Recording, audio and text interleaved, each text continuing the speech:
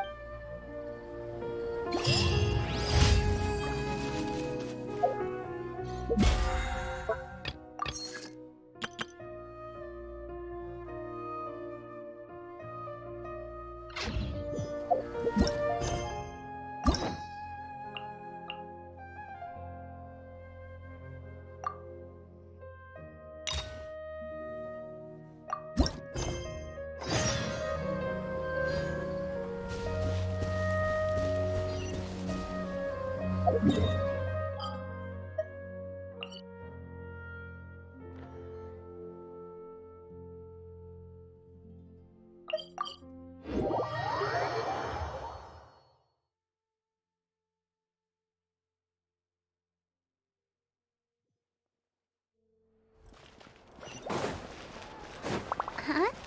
Do you also see Navia and Clorinde over there? They look like they might have run into some kind of trouble. Let's go check out what's going on!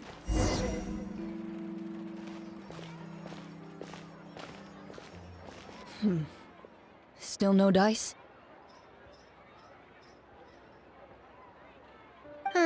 Not at all. And I've asked pretty much everyone in the court of Fontaine already. Lynette's ears drooped as soon as she heard that we'd have to be out and about for days on end.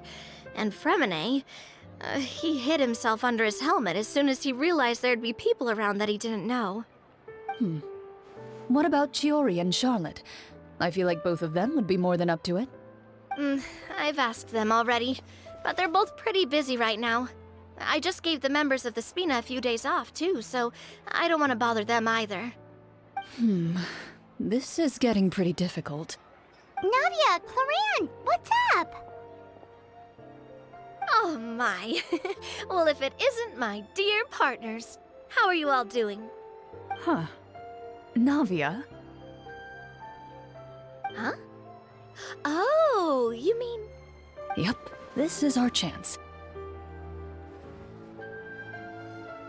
Do you need our help with something? Oh, precisely. My dear partners, we've got a huge problem right now that only you can solve. Whoa, for real? Absolutely. We've already exhausted all our other options.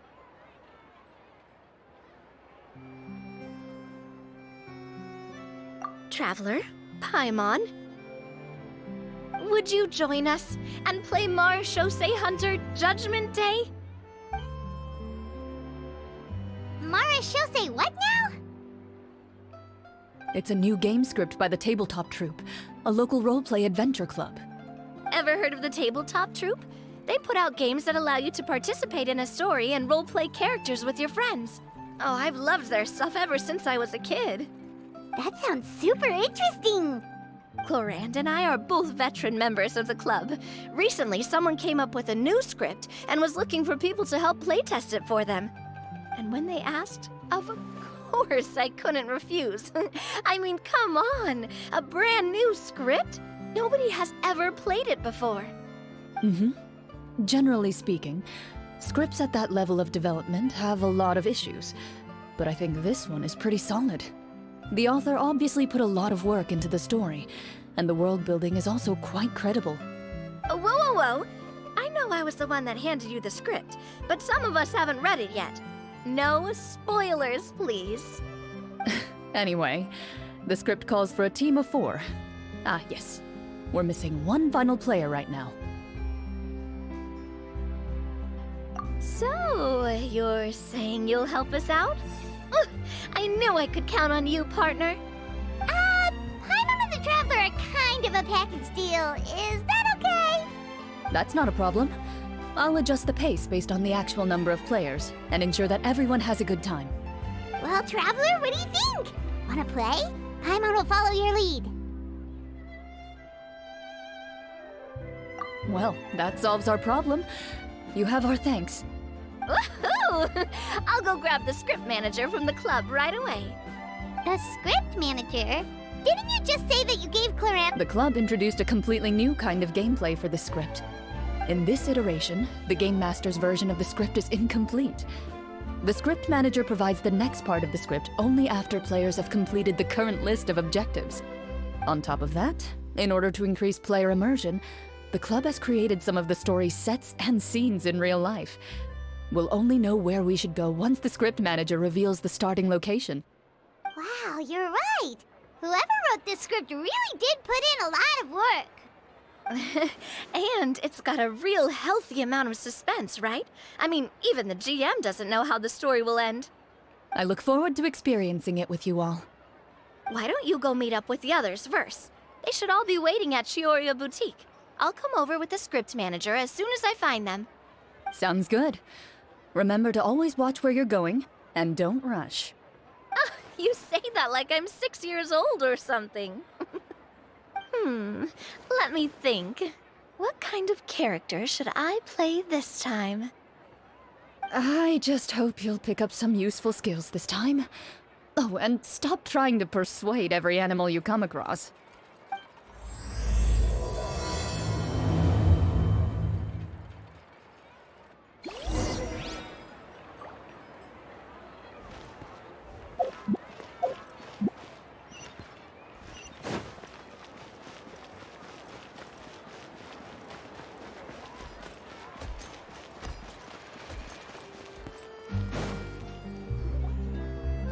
Oh, sorry to keep you waiting. You're back! Huh? And you've got the Traveler and Paimon with you, too! What a pleasant surprise. I assume you'll be joining us for the game then? Linny, Farina! Paimon didn't know you were playing too. Are you also members of the tabletop troupe? I'm more of a casual member if anything. I haven't taken part in many formal club activities. Lynette, Fremine, and I play something similar at the Hotel Bouffe Tété sometimes, but I'm usually the GM. Still, I'm sure it'll be fun being a player for the first time. I'm looking forward to it. Well, I'm not a member of the club at all. Clorinde simply woke me up first thing this morning, said there was a good script worth experiencing, and asked if I wanted in. If you're interested, I can give you a referral. That should give you a 40% discount on membership fees. I think I'll wait to see how this experience plays out first, especially when it comes to the quality of the script. If it's sufficiently fun, then I'll join. Do you participate in a lot of table activities, Clorinde? You could say that. She's actually one of the few senior game masters of the troupe. Ah, right. I knew about that even when she was still my subordinate. It's nothing. Really, just a small hobby of mine. Wow. Paimon's so used to seeing you be all upstanding and intimidating as the champion duelist.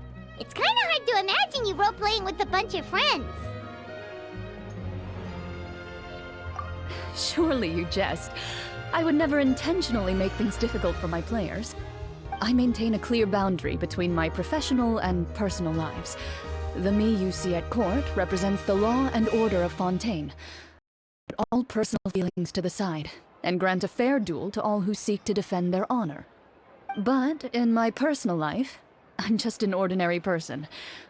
Someone who feels anger and sadness, just like everyone else. Well, you say that, but for all the time I've known you, I don't think I've ever seen you cry.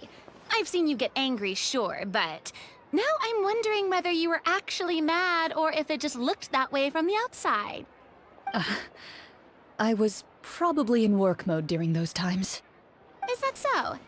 Well, in any case, I just feel like even in your personal life, you don't get emotional very often. So you want to see me cry? That might be a little difficult. A show of anger, though, that might be something I could accomplish. No, that's not what I meant.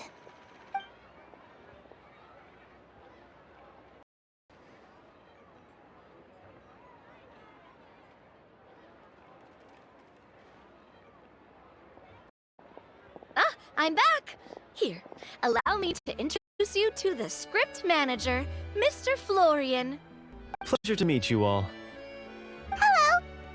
Wait, are you doing this too, Mr. Florian? Oh, no. This is just the costume provided by the club. I occasionally play a few of the roles in my scripts. That sounds like a lot of work. It's nothing. The least we can do to give players a more immersive experience. Anyway, I'm going to give you a brief introduction of the script. This script was adapted from the real history of the Mara Hunters. You all will play the role of hunters from a bygone era and resolve a series of events unfolding in the capital. Paimon's not super familiar with the history of the Marachose hunters. Is that a problem? Oh, no problem at all. I can give you a brief rundown. So, basically, Marachose hunters were people who dedicated themselves to hunting monsters and protecting the city by using a special swordsmanship technique passed down over generations. Their story can be traced back to the ancient Remurian dynasty, as well as the first hunter, Cassiodor. But I'll leave the finer details for you to seek out and discover later. Mm-hmm. And I'll provide additional commentary as the story progresses. In that case, brave hunters, are you ready to set out on an unknown adventure? Whoa, just one sentence and it's like we're in the story already! Aha, I see many a determined gaze before me. Very So, as we follow the story, it leads us to specific scenes? Ooh, sounds pretty innovative. What does the message in the envelope say?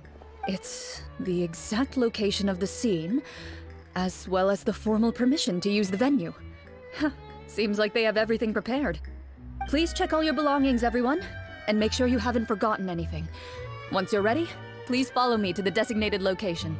Sounds good! Hunter Squad, move out!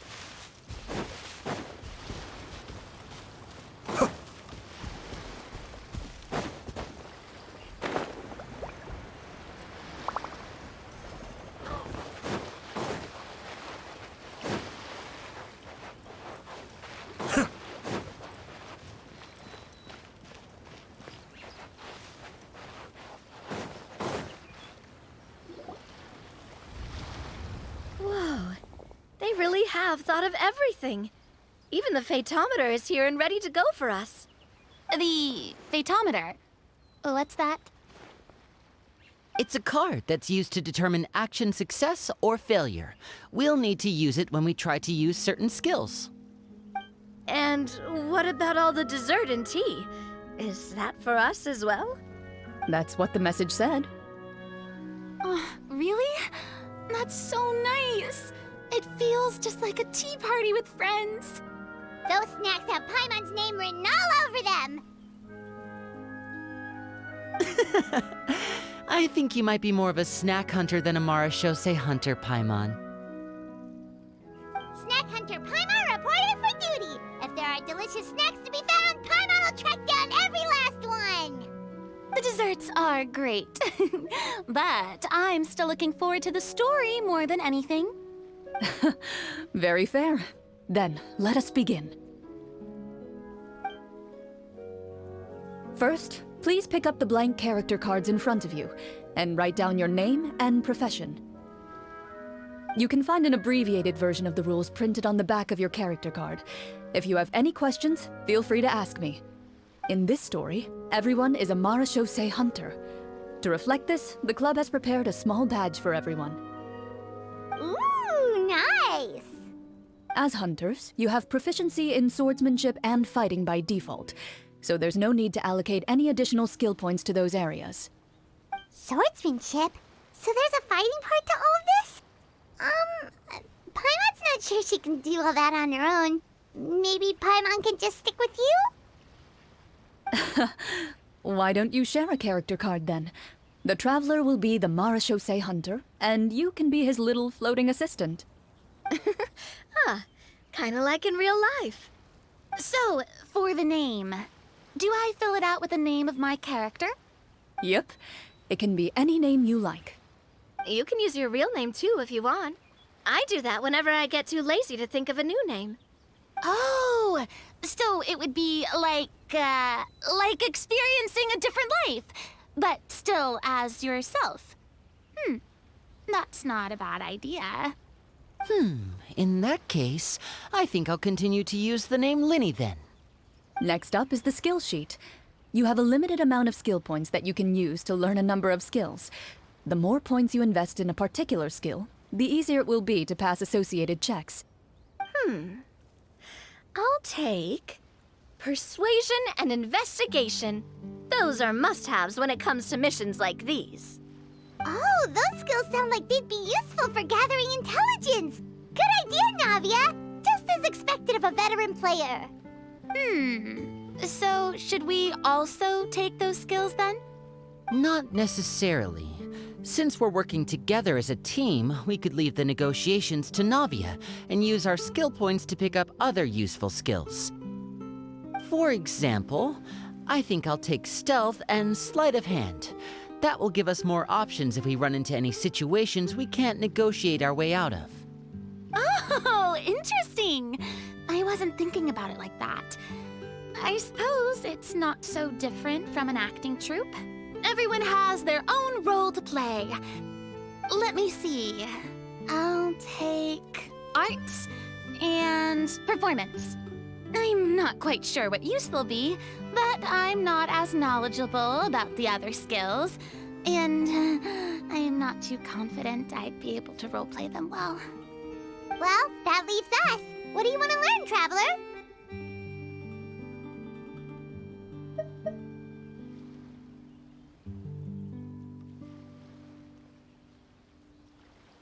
Oh, something that'll help you get a read on other people's thoughts. Sounds useful. Ha! Gotta say, this suits you really well. Nothing boosts morale like good food. So what do you think? Are you sure you want to learn these two skills? Sure, what do you want to learn? Oh, something that'll help you get a read on other people's thoughts. Sounds useful. Ooh, so you want to help people when they're injured. That's nice of you. So what do you think? Are you sure you want to learn these two skills?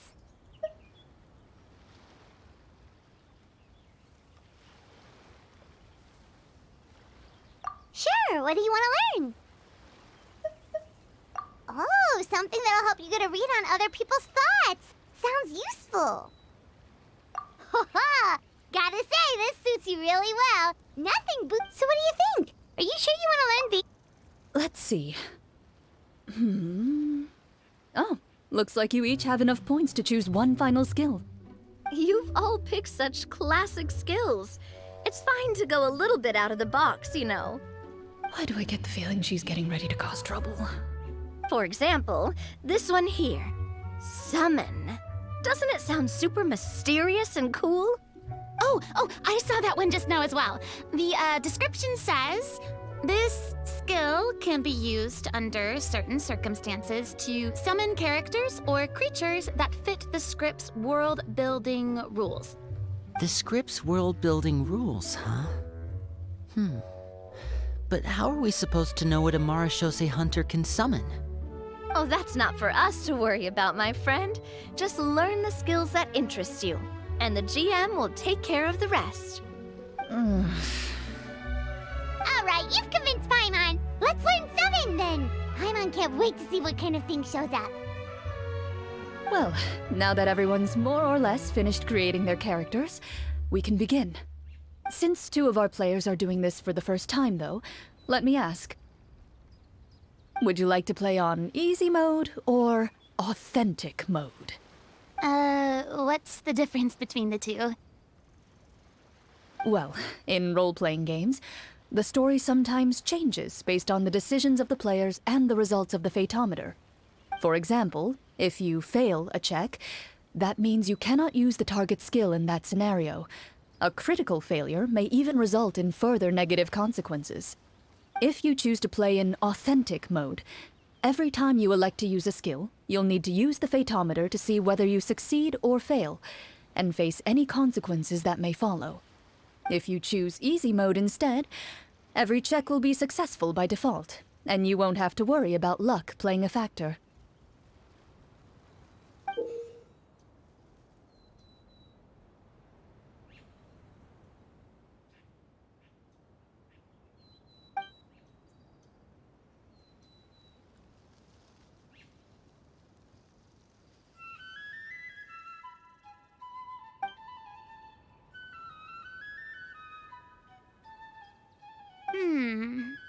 Given that I'd like to focus on the story, I suppose I should pick easy mode. I'd feel bad if I brought the team down by failing my checks. Huh? Oh, come on. Don't worry about that. RNG is the lifeblood of role-playing games.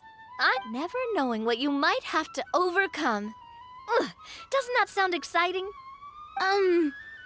I'd rather be mentally prepared for what might happen. All right, then I'll mark down Farina for easy mode. All her checks will be successful by default. As usual, Navia and Linny will play on authentic mode. What about you, dear partner? How would you like to play?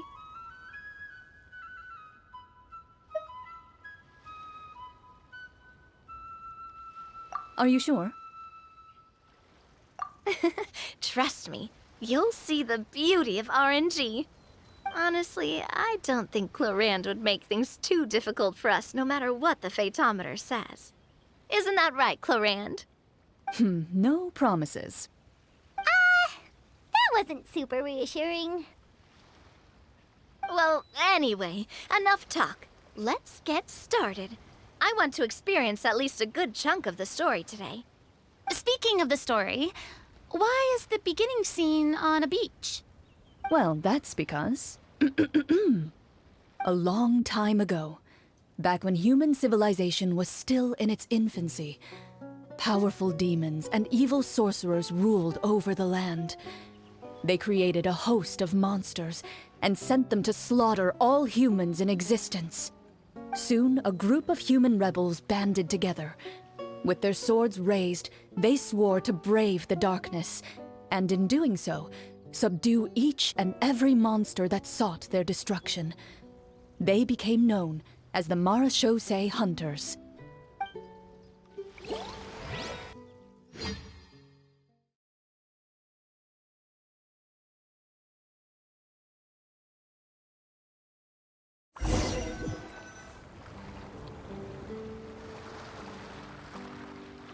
Sometime later, as a member of the Marachose Hunters, you receive a commission. Following the address provided on the message, you take a boat and arrive at this strange city. As you inhale, you can taste the slightly salty air of the docks as you begin to survey your surroundings. There aren't many people in the vicinity, But you do take note of a few others who, like you, seem to be sizing up this place. Your eyes meet, and you realize these people are fellow marechaussee hunters, likely led to this location after receiving the same commission as you. You're all marechaussee hunters too, right?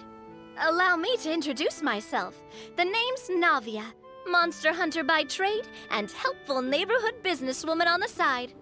What say you to traveling together? We can help each other out on the road. Okay, count me in. My name is Linny. I've been wandering since I was little and picked up a few less than legal tricks along the way. I was adopted by a marechaussee hunter and later chose to follow in his footsteps. Is this where you introduce your character to everyone? My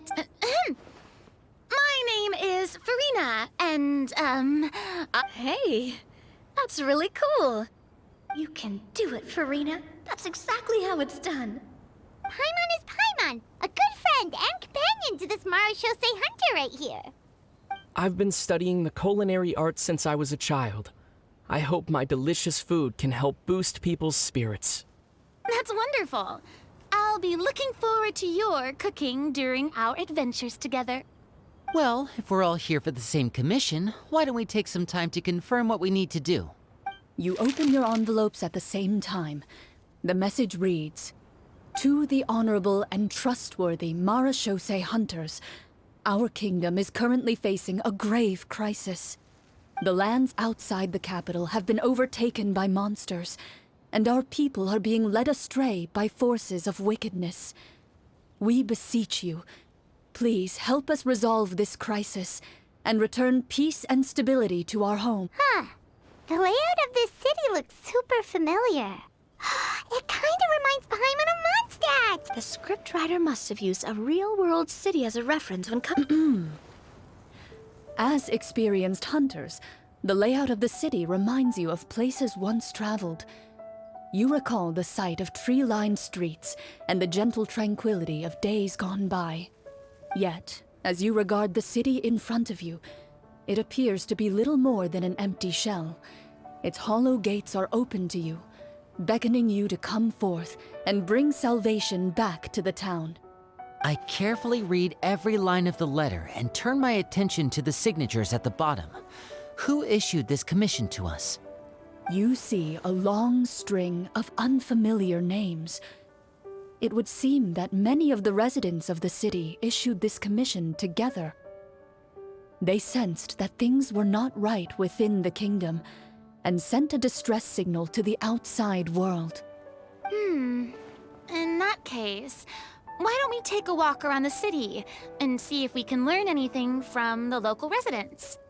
Oh, good idea. We might be able to get some leads on the monsters and bad guys we're after. You look up and see a tavern nearby. It appears to be open for the day. Why don't we go check out that tavern? If the novels I've read are anything to go by, taverns are usually full of information.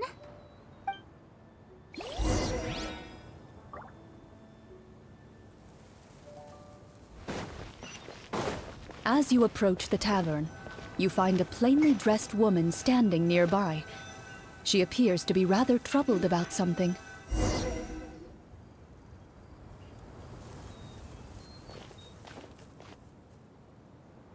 Greetings, friend. Lovely weather we're having today, don't you think? Oh, hello. I suppose you're right. The weather today is quite lovely. If only those monsters out there would stop causing trouble. It seems like every character included in the script has a certain amount of useful information to offer. If we keep asking questions, we might be able to get some good leads. Oh, come now, don't be sad. Life is all about optimism. Oh, that reminds me. What did you have for breakfast this morning? Huh? I don't think that's the kind of question we're supposed to ask. Nothing turns a frown upside down like good food. How about some macarons? I could make you some. You didn't even take cooking as one of your skill proficiencies. That's not necessary, miss. Excuse me for saying this, but you don't really look like a chef. Besides, I'm not really a fan of sweets. So you're someone who barely smiles and doesn't like sweets. You're really starting to remind me of this one friend of mine. Hey! Did she just... me? Clorinde must have broke character for a second. This isn't getting us anywhere. Traveler, maybe you can think of something.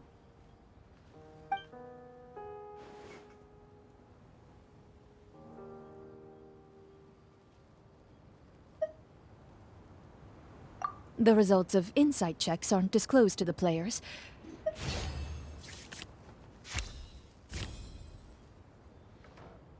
You recall all the lessons you've learned in your time and begin to carefully observe the woman's mannerisms.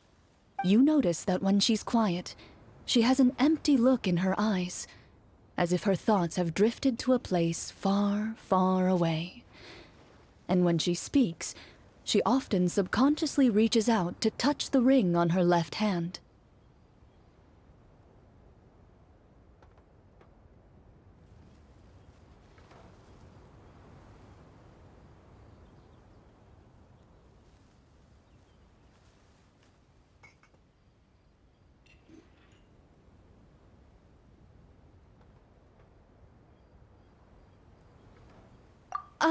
So you noticed.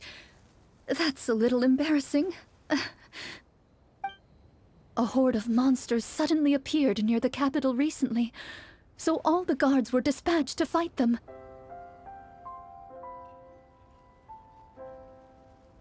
Do you remember when those monsters appeared? I'm not completely sure.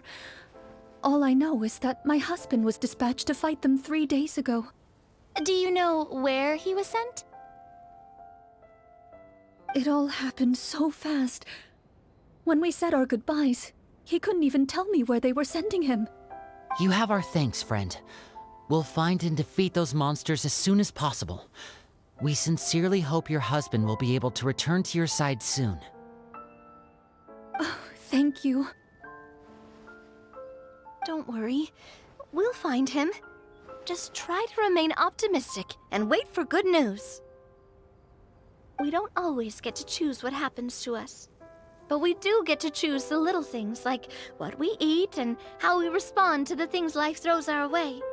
I hope that one day, you too will recognize the power of something as small and inconsequential as a delicious dessert.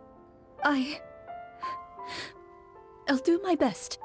You bid farewell to the woman and continue your journey further into the city.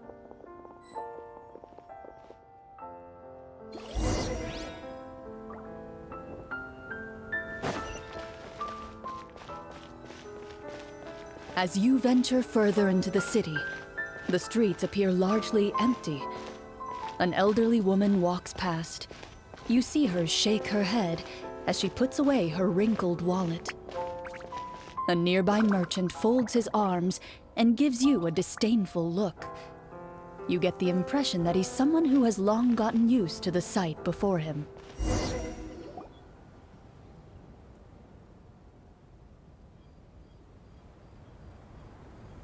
Although he doesn't seem very friendly, merchants are usually a good source of information, right? Pardon me, sir. I'd like to ask a question if I may. That depends. How much are you willing to pay? How about this much? What do you take me for? Some lowly beggar? You can't even buy half an onion with that amount. Surely an onion can't be that expensive, right? What do you know? War's nearly upon us. Everything costs several times what it did before. If you're not gonna buy anything, then scram. Whoa, what a nasty guy. Maybe we shouldn't even bother talking to him. But he still might have information we need. Traveler, can you think of something?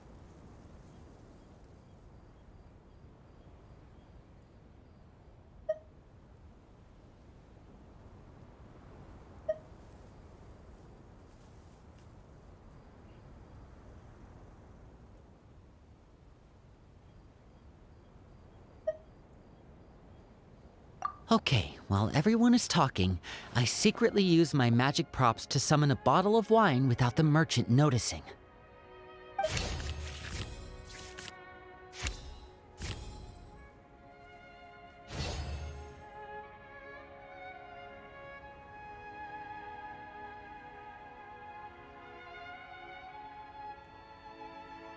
We meant no offense, sir.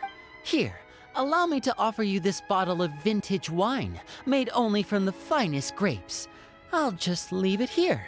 Please, enjoy it at your leisure.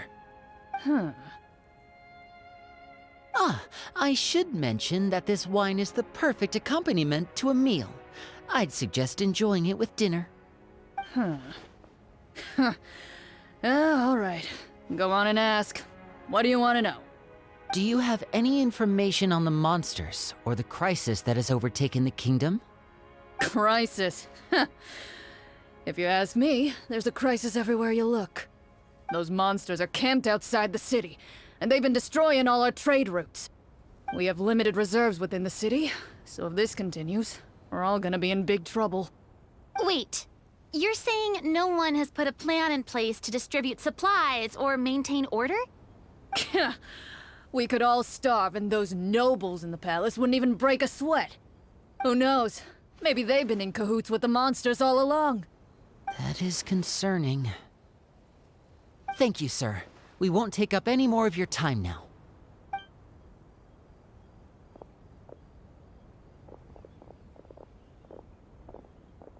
Hey, why did you leave in such a hurry? Well, you see, that bottle of wine was just a cardboard prop. Should we try to go somewhere with more people?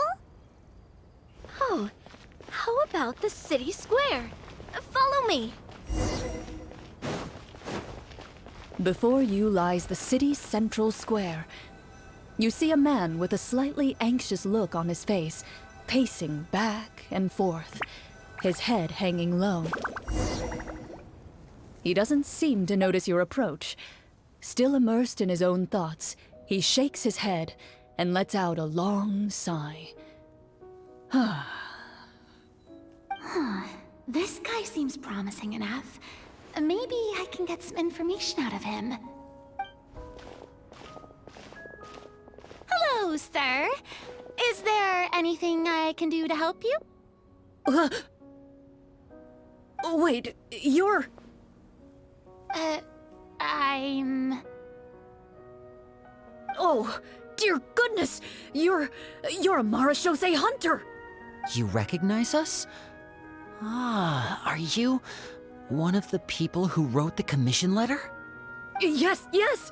Oh, I didn't expect you to actually come. Oh, what great news! The city is saved! What happened here? Alas, we once lived comfortable, carefree lives. This city used to be free of monsters. The first Marechaussee hunter, Casiodor, the Golden Hunter, he was the one who drove them back. However, monsters have once again surrounded the city. Perhaps the seal that kept them at bay has lost its power. Or perhaps an evil sorcerer has been meddling in our affairs. All I know for sure is that their return has stripped the city of any chance at peace. Are there not enough soldiers to drive them out? It's not a question of numbers. The guards simply have no idea how to deal with them. Most people my age have never even seen one of the monsters, much less been trained to fight against them. What's worse, many of us don't even know the history of the Marechaussee hunters anymore. When I was a child, though, my grandfather would tell me stories about how the Marechaussee hunters drove back the monsters. So, on the off chance that something might come of it, I decided to reach out to you. To be perfectly honest, I was starting to think all those stories were just tall tales. But now that I've seen you in person, I finally know that it was true! Well, you can rest easy, friend. The righteous and formidable Marechaussee hunters are on the case. The man is touched by your determination and resolve. His eyes begin to well with tears of relief. Still, if we are going to hunt the monsters, we need to know where to find them. Can you give us any leads? All I know is that the area outside the city is dangerous. I'm afraid I can't point you toward a specific location. Oh, although, if you leave the capital through the main gate and follow the road, you should run into a group of guards. They might know more about where to find the monsters. I see. We'll go look for them then. All right, be careful. Oh, and one last thing. The monsters outside the city are just part of the problem. There are evil sorcerers inside the city as well, so be on your guard. They're actively working with the monsters, and have corrupted the court ministers with malicious magic. They're the reason why, even inside the city, everything has been a giant mess. Even one of our kindest ministers has turned into a boorish and unreasonable figure, interested in nothing but enacting laws that exploit the people. Who knows how much longer we'll be able to go on like this. Talk about being stuck between a rock and a hard place. I feel bad for him. Maybe we should try to cheer him up?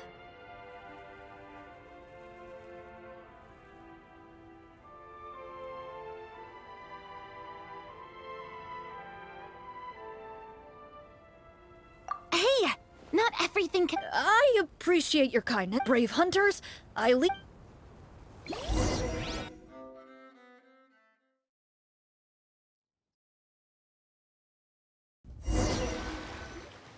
If I understood correctly, there are currently 2 problems in the kingdom that need solving, right? Exactly. We need to defeat the monsters outside the city and take down the evil sorcerer stirring up trouble from within. But which problem should we tackle first? Well, this seems like a good moment for a break. Take some time and discuss what you want to do. Let me know when you've made your decision. I really didn't expect the people in the city to keep us at arm's length like that. I totally thought the hunters would be treated like heroes. Well, Clorinde said the script took cues from the real history of Fontaine, right? Maybe the real-life Marachose hunters were also treated like that.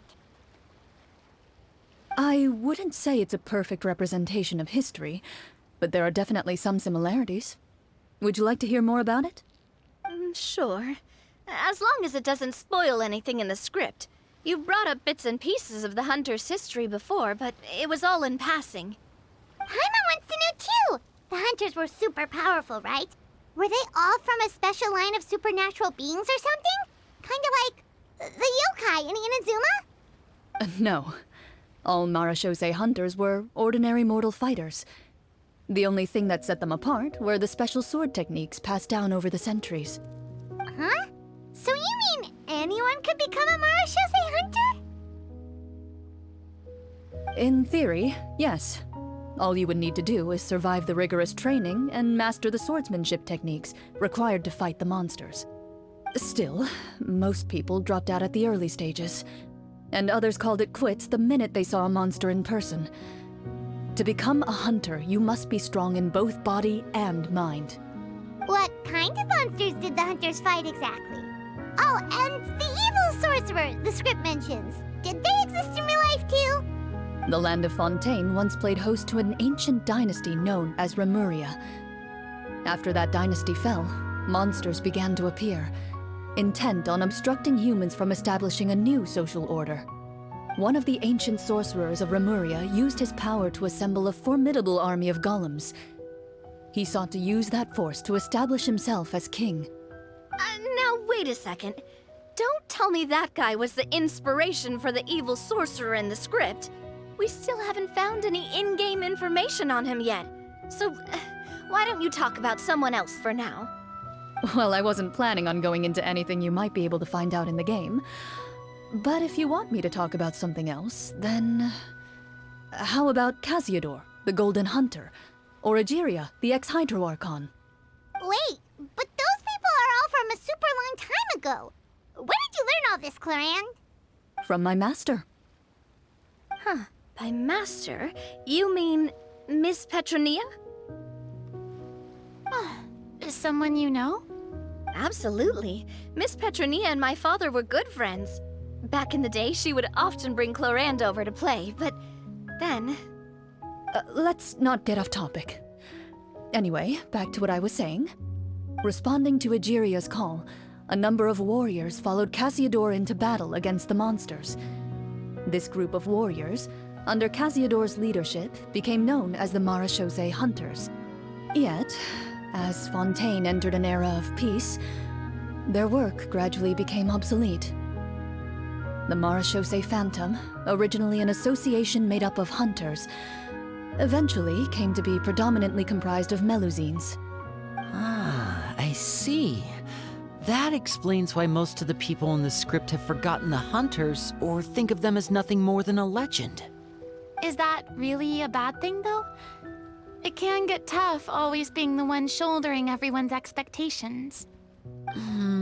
Depends on who you ask, I suppose. If the name of the organization no longer commands respect, investigative work is bound to suffer. Speaking of investigations, which problem should we tackle first? Monsters or evil sorcerer? I vote monsters. That's the main duty of the hunters, right? We can come back to the sorcerer later. Well said, Miss Farina. Plus, if the sorcerers really are the masterminds behind this whole thing, defeating the monsters could give us some clues on their intentions as well. What about you, partner? What do you think?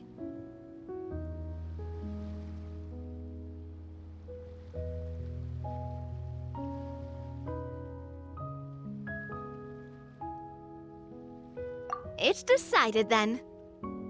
All right. After some discussion, you decide to turn around and head out of the city.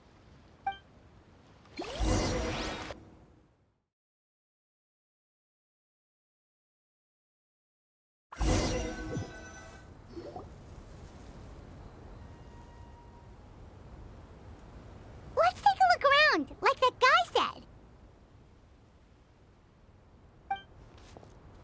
You there! Outsiders, halt! Who's there?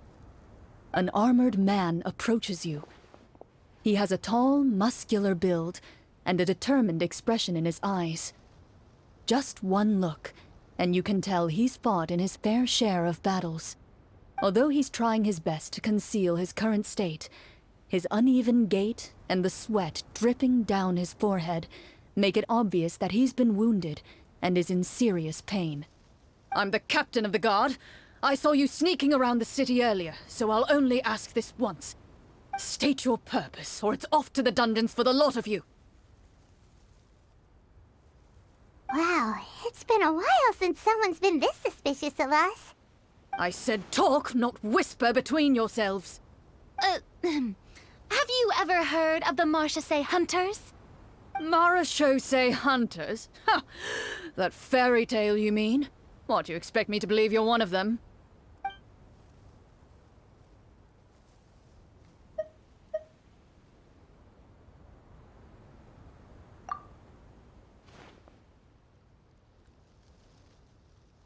Sir, we were indeed in the city earlier, but our purpose was only to gather information on the monsters. We're here to help the city and all the people within it. Your guards are still fighting the monsters as we speak. They could be seriously wounded and in grave need of support. You need all the help you can get.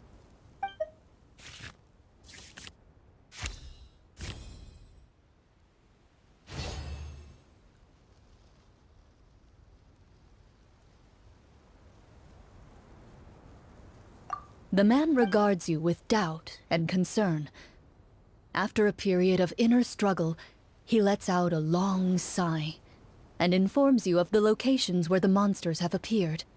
Those monsters aren't easy to deal with, but if you insist on going, I won't stop you either. I just hope all the guards will be able to come back to their families alive. I wish you the best of luck.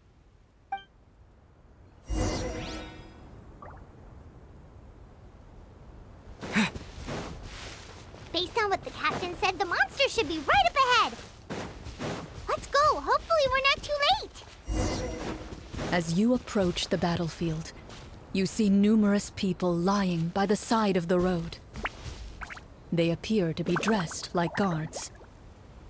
Their faces are filled with desperation and terror, Some are screaming and cursing in vain, as if still trying to banish the monstrosities they saw from their minds.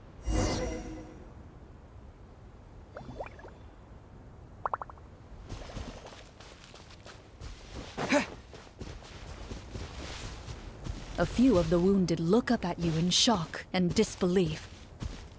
"Quick, leave this place. Turn around and don't look back," they yell.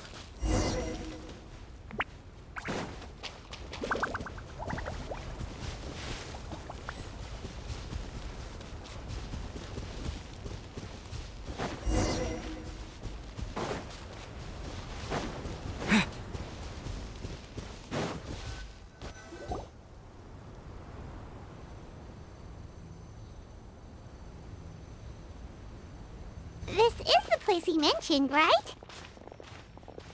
You see broken iron swords scattered all around you, and downed trees riddled with terrifying claw marks. All the signs point to one thing. A truly devastating battle just took place here. Be on your guard, everyone. The monsters might still be around. Before you can finish your sentence, you hear rustling sounds from the surrounding bushes. The monsters have emerged. They close in on you without fear. You get the impression that, in their bloodthirsty eyes, you're just another meal for them to devour. A little help here! This thing wants to eat Paimon! Your battle round begins.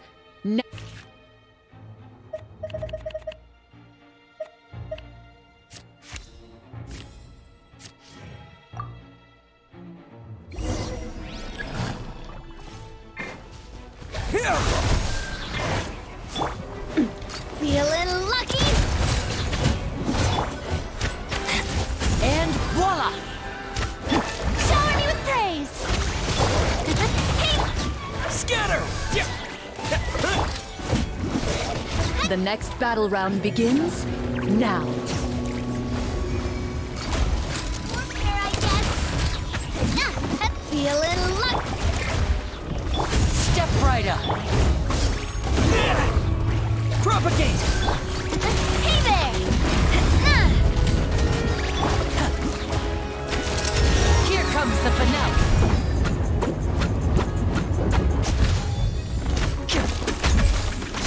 This one's got your name on it!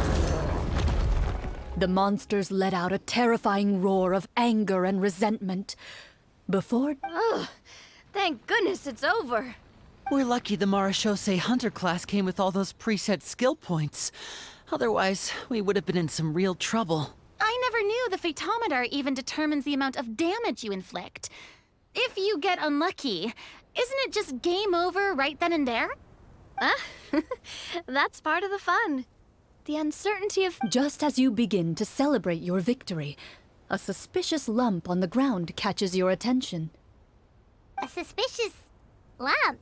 I walk up to it, crouch down, and begin to carefully examine it. I've still got my right glove on, so it should be fine for me to touch it, right? As you investigate the mound, you discover that the exposed portion appears to be made of wood. It was previously obscured by the large form of the monsters. With the monsters gone, the small protrusion now awaits your discovery, poking out of the ground like a shy flower bud. Whoa, it's a treasure chest!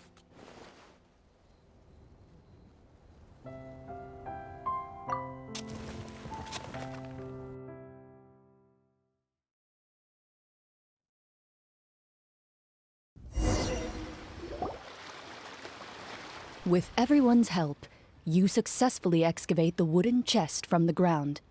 Even without opening it, you can tell from the mora and jewels scattered around the chest that it must contain quite the fortune.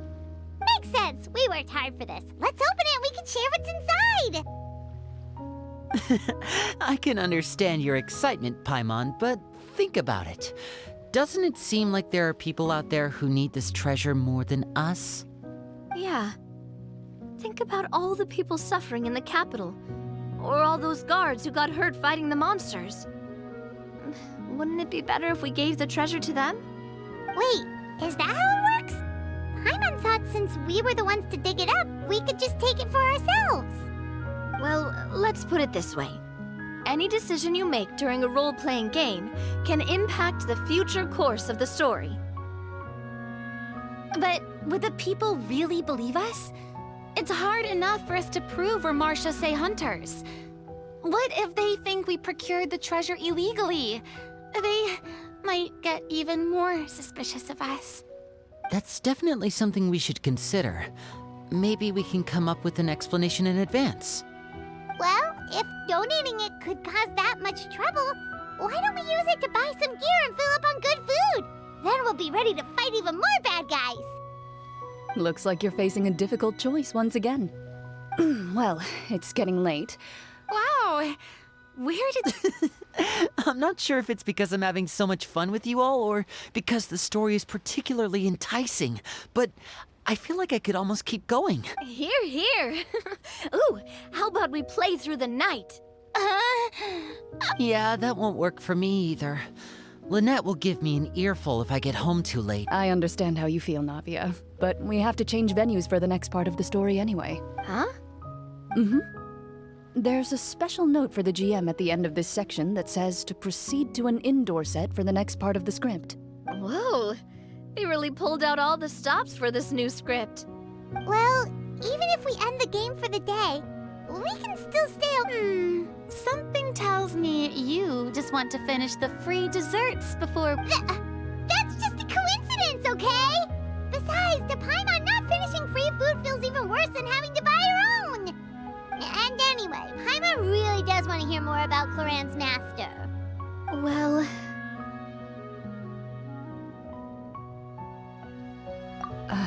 It's nothing.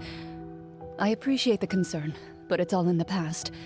It won't do any harm to share these things now.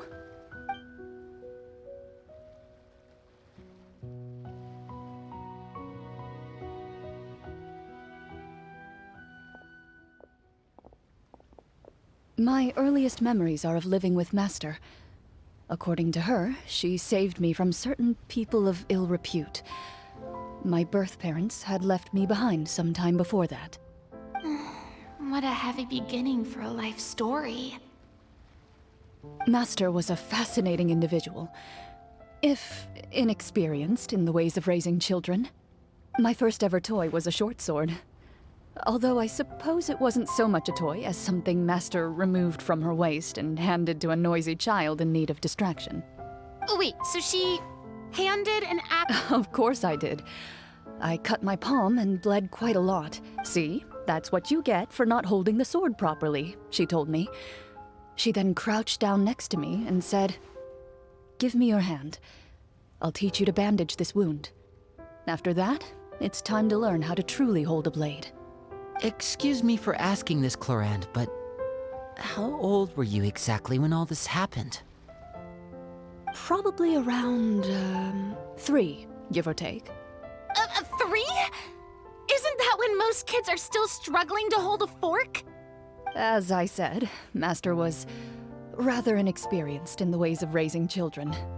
She believed trial and error was the best way to teach a child what they're capable of.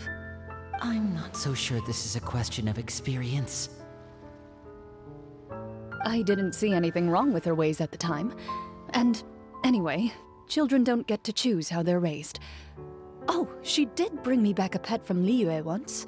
It was a Geovishap hatchling. A Geovishap hatchling? For a pet? That seems even more dangerous. What she said was this: make sure to get along, you two. If you really can't agree on something, just settle it with a fight. Whoever loses is the real pet. And how old were you when this happened? 5. Well, did you win? No, I lost. So you're saying you actually became the Geovishap's pet? Yes, but only for a week. By the end of that week, I defeated it in combat, and we've shared a cordial relationship ever since.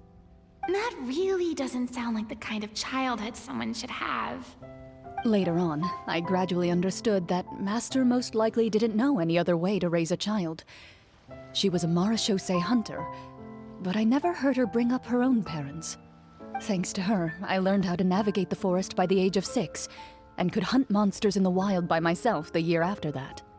Even though the training she subjected me to was strict, she always made sure to take me traveling when she had the time.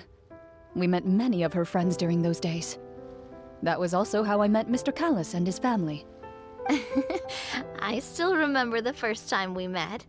You were too scared to join our picnic and hid behind Ms. Petronia the whole time. I still hadn't really met many children my age at that time, so I didn't know how to interact with others. After that, though, you started coming over a lot. You loved challenging people to shooting competitions, remember? I don't think many members of the Spina ever beat you in one of those. I had a lot of fun during those days. I enjoyed them too. Oh, do you remember that one time we went exploring around the Spina together? We overheard Papa call your master Fontaine's Protector of Justice. We tried to pretend like we never heard anything, but you nearly let it slip that one time.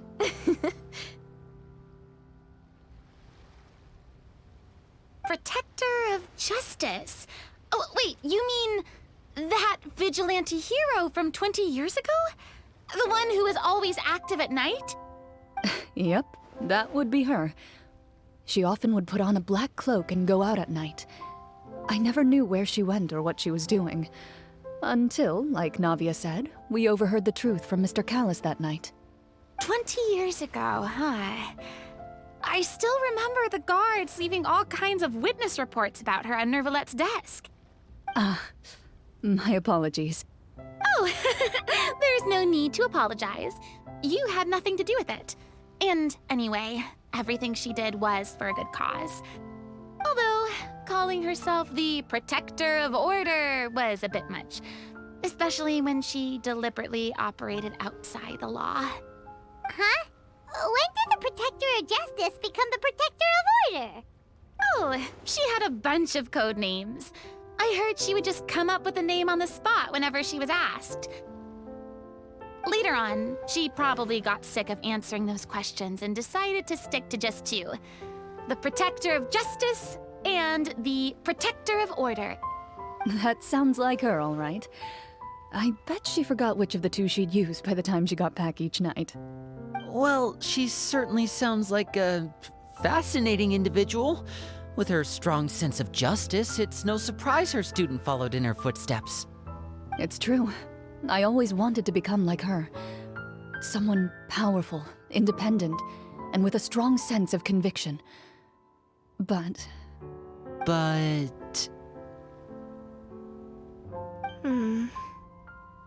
She suddenly disappeared the night I turned 10 years old. Disappeared? What happened? I have no idea. She didn't even leave a note. I was never able to find out where she went. That night, I was celebrating my birthday at Navia's house, but Master never came to pick me up. When I returned home on my own, it was to an empty house. When she still didn't appear after a few days, I went to Mr. Callis's house to ask about her whereabouts, but he only shook his head. Papa probably didn't know either. I know he sent a few people to investigate the matter in secret, but they never found any credible leads. Don't worry, I understand. To be perfectly honest, given Master's personality and way of doing things, it all made a lot of sense. If I had to guess, I'd say she probably used it as an opportunity to force me to become independent. Just like how, when a litter of kittens reaches a certain age, the mother willingly leaves them behind. Were you upset, Clorinde?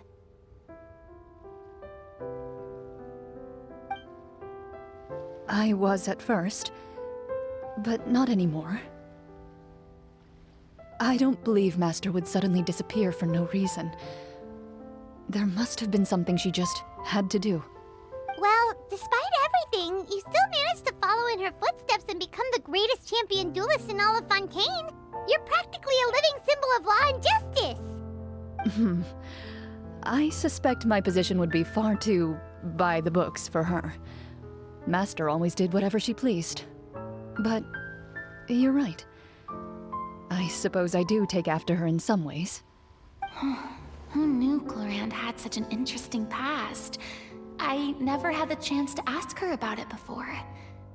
And I wonder...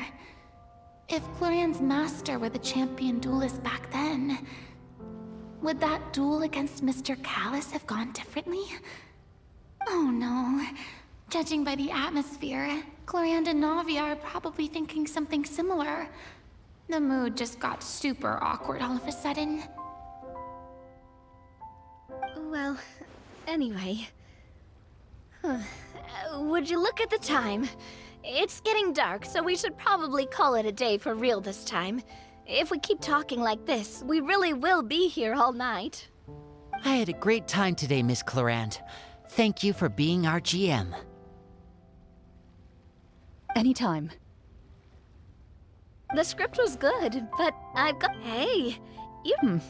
What does she mean, on to something? I certainly don't know any 5-year-olds who... Guess I'll head back as well. You're that excited to hear about my fight with the bishop? I was talking about...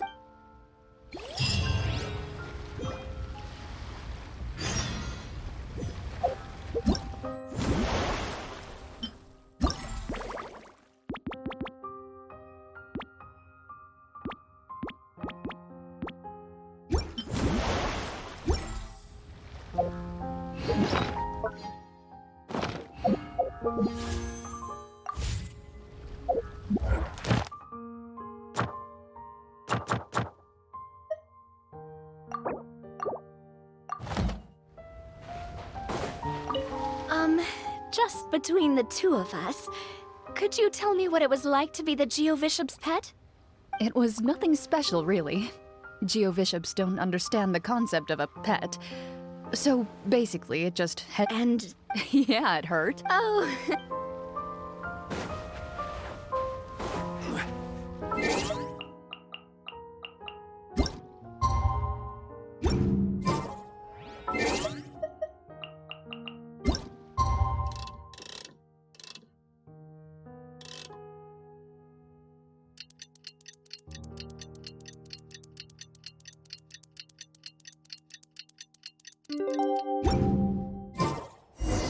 Let's go meet up with the group!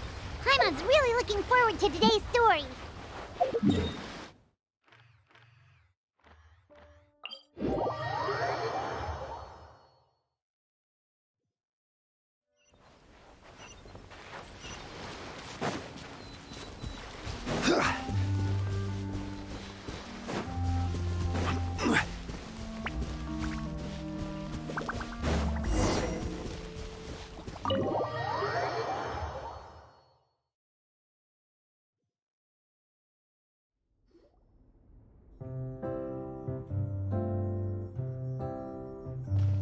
Looks like everyone's here. Now, before we begin, why don't we finish where we left off yesterday? There was an important decision to be made, yes? I'll pour everyone a cup of tea. Is that really the most important part, though, Clorinde? Paimon's more concerned about our current surroundings. Heavy walls, cold railings, dim lights. This is obviously supposed to be a prison. I admire the work put into the set. Still, it's obvious the scriptwriter has never paid a visit to the fortress of Meripede. So this set is going to be a part of the script? Unfortunately, that is something I can neither confirm nor deny. Anyone think Clorinde's smile is starting to look kinda scary? Well, whatever happens, we'll just have to push on. But first, we should really figure out what to do with this treasure. If we're worried about arousing suspicion because of our identity, why don't we give ourselves a different name, just like Clorinde's master did? Yeah, it might be better to keep a low profile. As long as we're helping people, it doesn't matter who we are or what we're called.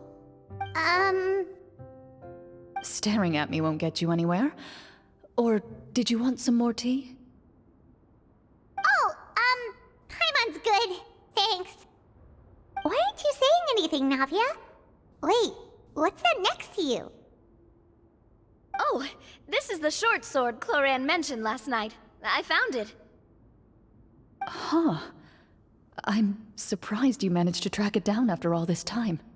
Well, I made sure to take good care of it, considering the circumstances in which you gave it to me. Of course I had to keep it safe. Anyway, where were we? Oh, right. I was just thinking about all the potential ways for us to break out of prison. We could dig a tunnel, or try to bribe the guards. Wait, we haven't been thrown into prison yet, have we? Well, it's only a matter of time. It pays to be prepared. Just like how you should always have an umbrella on hand, even when it's sunny. All right, Paimon's made up her mind. Let's just give the treasure away. Paimon may have wanted to keep it, but if it's going to land us in prison somehow, Paimon will be too upset to enjoy her snacks. So, you reached an agreement? All right then, we can continue with the story. Oh, and we'll collect all the scattered pieces of treasure on the ground as well. All right. You collect the treasure and make your way back to the capital with your bag of loot in hand.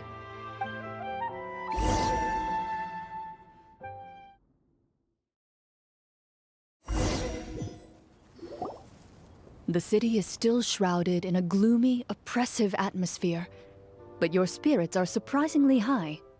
In places where sunlight struggles to reach, you generously share your wealth with the children, the elderly, and the poor in urgent need of help. Thank you, kind soul. The elderly woman's look of gratitude follows you as you walk away, her eyes never leaving your back until you move entirely out of sight. However, there's still quite a bit of Mora remaining. It appears you haven't made much progress. She's probably trying to tell us to speed this up. We need to hurry up. Should we go find that man again at the square? He seemed like a... Oh, good idea. Just as you start to make way to the square,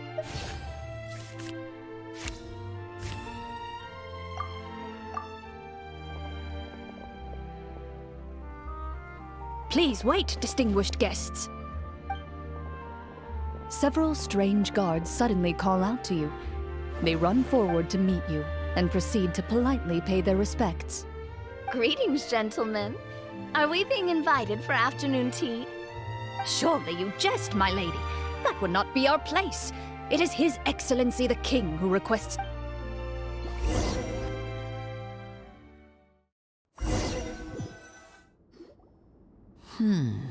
Do you think this could be a trap?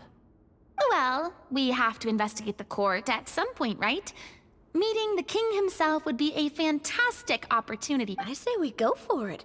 If something happens, we'll just turn the whole place upside down. That sounds a little intense. After a quick discussion, you nod to the guards and agree to follow.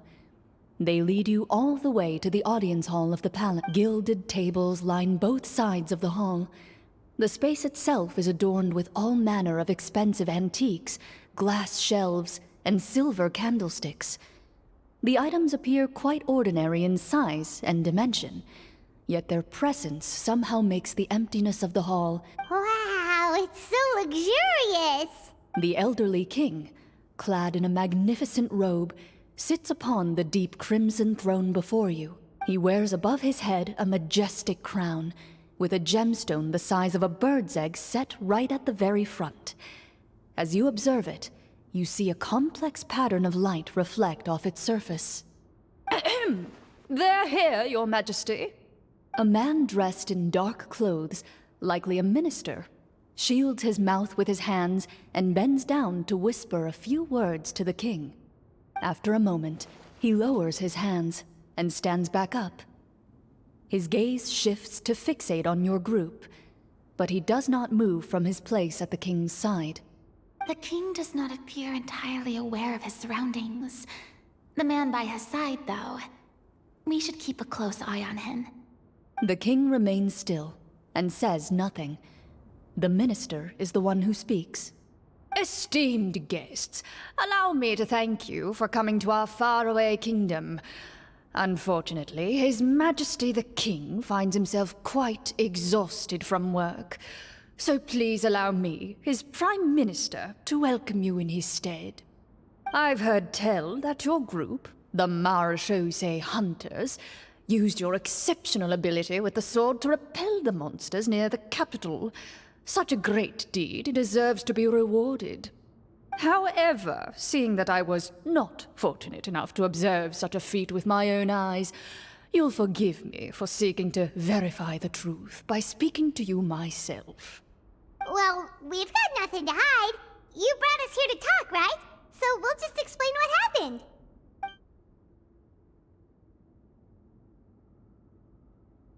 The golem's blades were so powerful, they could cut down trees in a single swipe! It took a lot of effort to defeat them, even for trained swordsmen like us. Well, that was enough details, right? Believe us now? Your account does indeed match those of the survivors.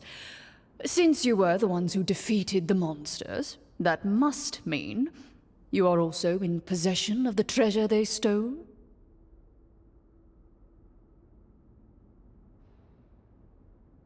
Well, we did take the treasure, but...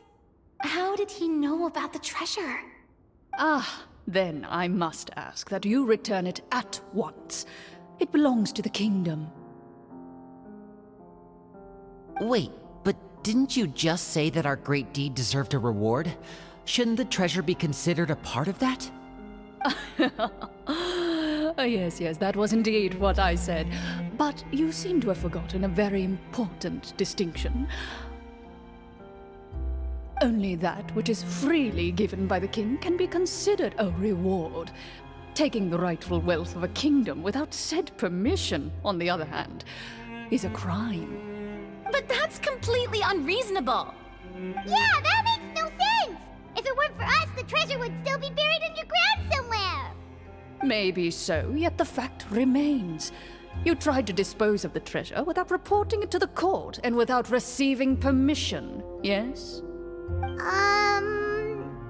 What, no answer? Surely you're not insinuating that you, a group of legendary Marechaussee hunters, sought to take the treasure for yourselves?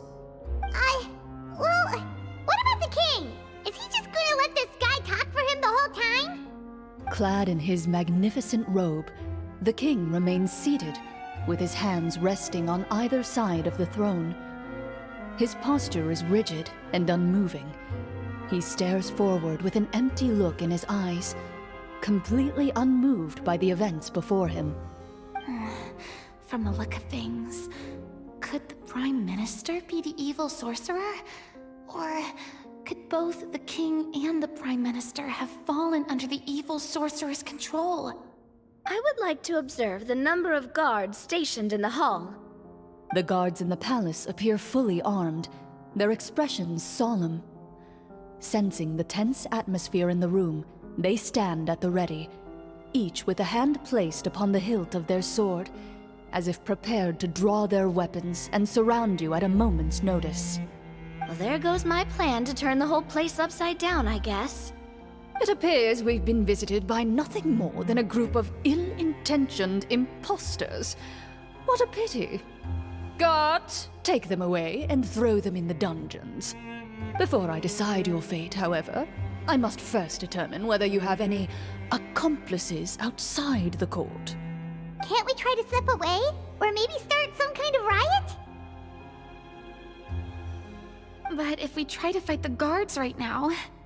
Don't worry. At least we figured out who's behind all this. Let's just play it by ear. If you're scared, Paimon, just hold my hand. Thanks, you guys. You allow yourself to be led away by guards surrounding you on both sides. It's only when you begin to feel drops of water falling from the dungeon ceiling and smell the stench of death and decay all around you that you finally realize you've stepped into a completely different world. Stay here, and don't try anything funny. The guards lock the cell door and leave without looking back. Wait, sir! Your voice echoes through the dark hall, but the only response you receive is the sound of water dripping from the ceiling. No! What should we do now? Carve out a new path of fate with our own two hands, of course. I draw my weapon. You reach toward your waist, but find nothing there. You now recall that your weapons were confiscated before the guards locked you in the cell. The bag of treasure along with them. What about that knife I hid in my boot? When did you hide it in there? When I was thinking about digging a tunnel. Rejected. You failed to inform the GM of this course of action. Moreover, the guards would have conducted a thorough search before throwing you in prison. And the keys to the cell aren't anywhere to be seen? Correct. You don't even feel a lock hole on the cell door. Oh, well, there goes all our plans. Indeed. Huh? Why are you the one saying indeed? Because that statement holds true for me as well. This is where the script ends. What? But that's a terrible ending! Generally speaking, this should be the point where the scriptwriter gives the players some kind of hint, or gives the GM some kind of code for how to move forward. I mean, maybe they just really wanted us to be immersed in the feeling of being in prison? Like, they'll only show us the way out once we've grown truly and utterly desperate? That is a possibility. If only there were desserts and tea in real prison. Oh, wait, guess it's kind of how the Fortress of Meripede works if you're lucky. Oh, before I forget, Navia, the short sword you had with you earlier. I took a closer look, and the craftsmanship doesn't appear to resemble anything from this era. If I remember correctly, that style was last in vogue several hundred years ago. Wait, Clorinde said that sword used to belong to her master, right? Does that mean her master has been alive that long? I doubt it. The way she went about things often made her seem childish more than anything. I'd say the sword was most likely an heirloom passed down over time. Hang on. A precious heirloom passed down to you by your master. And you gave it to me just like that? You weren't worried I might lose it? Master left many things to me when she disappeared. There was the sword, an old key, and a good amount of junk she probably just didn't want to take with her. I gave you the sword back then, because I didn't want our friendship to end. Wait, when did this happen exactly? After the duel. Between Mr. Callis and myself. Before that, Clorinde would have meals with us and even stay over at the Spina some days. She was on great terms with Papa as well. After the duel, though, there was a period of time where we simply didn't know how to face each other.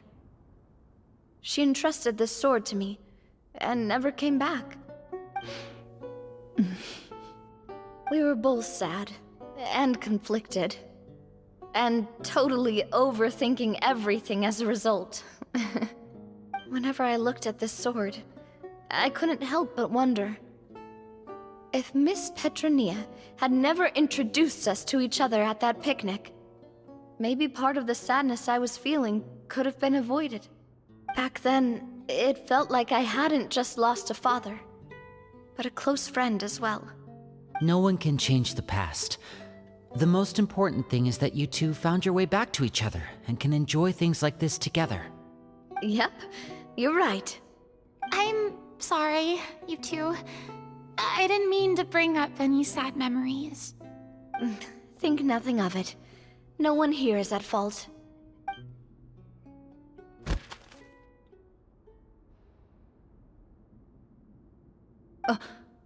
Huh?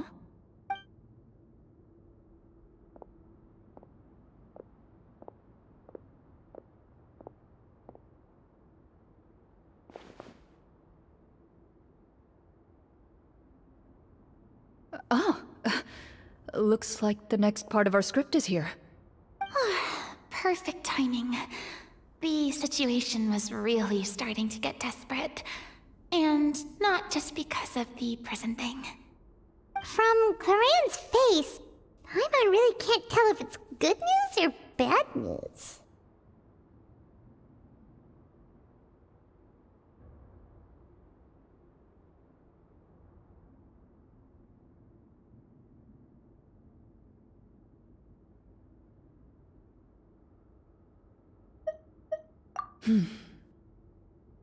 Water continues to drip from the ceiling. In this lightless dungeon, you lack a reliable way to tell how much time has passed.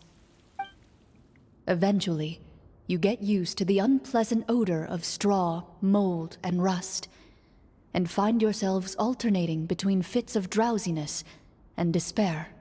Suddenly, you hear footsteps outside the door. Heads up, everyone. Someone's coming. Gather close, everyone, and keep your voice down.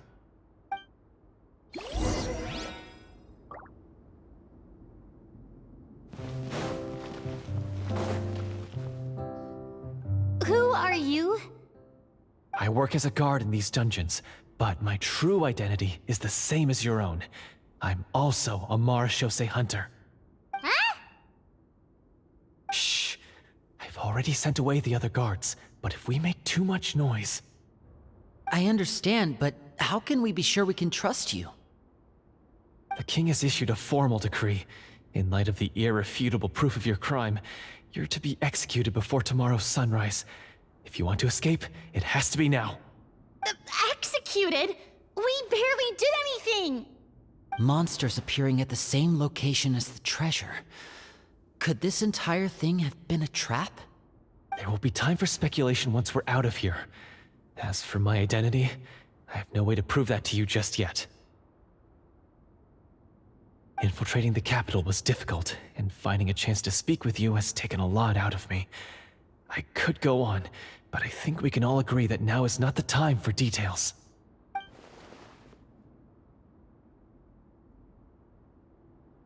Have you seen our weapons anywhere, sir?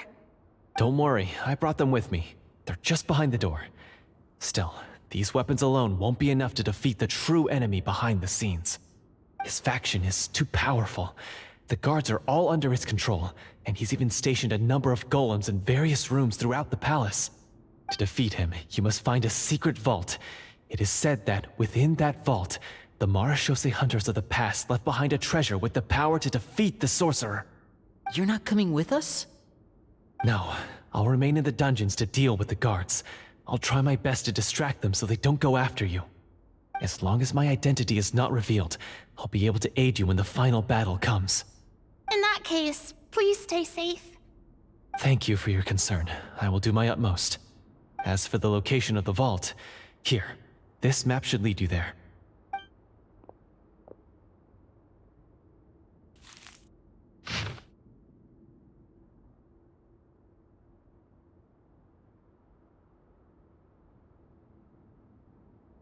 Got it.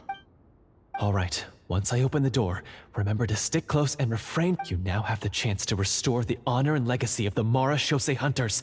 So please, get out there and reclaim what's ours. And be sure to exercise caution.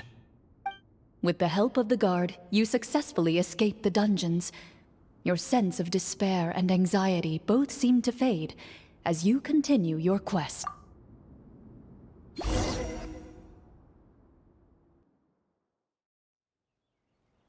Wait, we didn't get to use our skills at all while we were in prison. Who knows when we're gonna get the chance to use that cool summon spell? That is a pity, but we can only continue to move forward.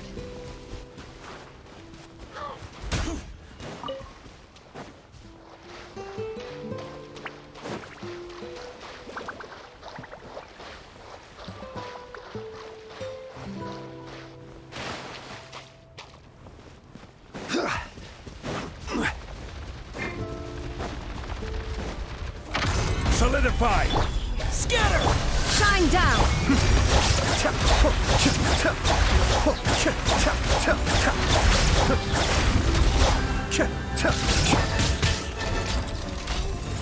Stabilize! Propagate! Illusion shattered! Cascade!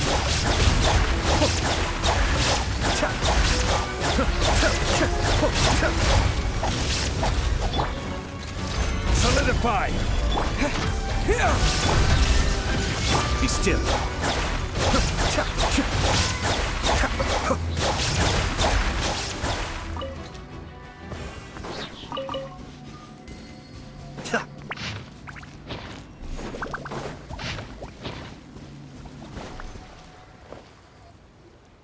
This should be the place marked on the map. This bit of rock certainly looks suspicious.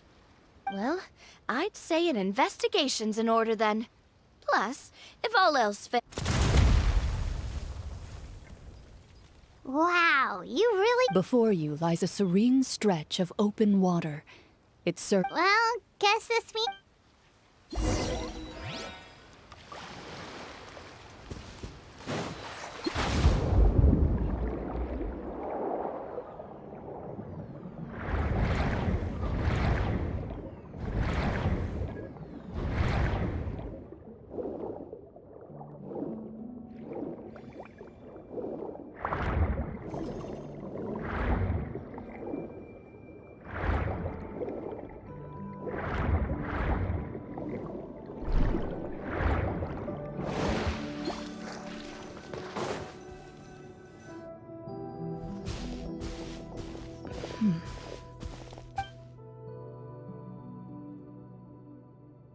Oh, what's the matter? It's nothing. As you step into the cave, you find yourself in an eerily quiet space. Before you lies a narrow passageway that appears to trail off endlessly into the distance.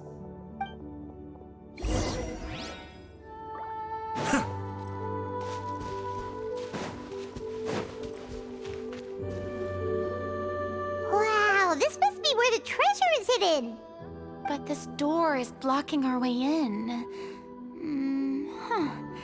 It almost looks like it's been here for quite some time.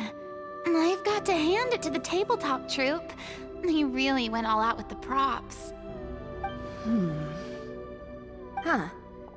What have we got down here? A kind of mechanism connected to the door? Ah, it looks like we might have to arrange it into a certain pattern.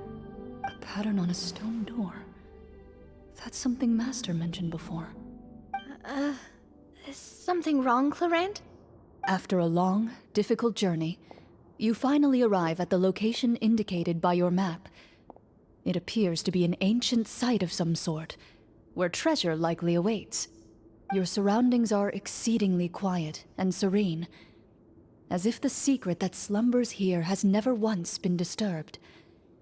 If you listen closely, you can almost convince yourself you can hear the sound of its calm, gentle breathing.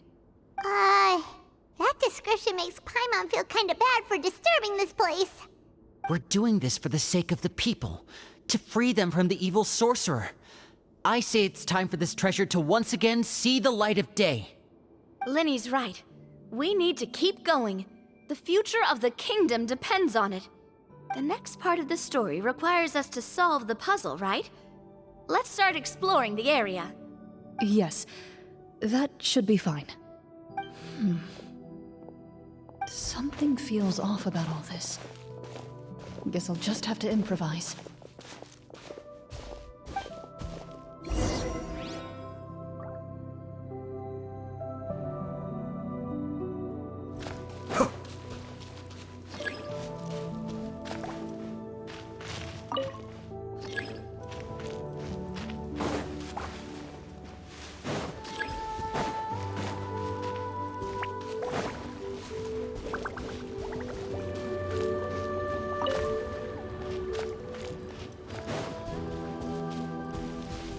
I found something!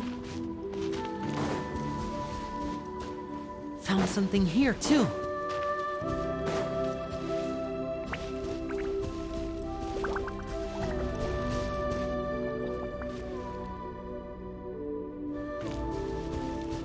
Same here.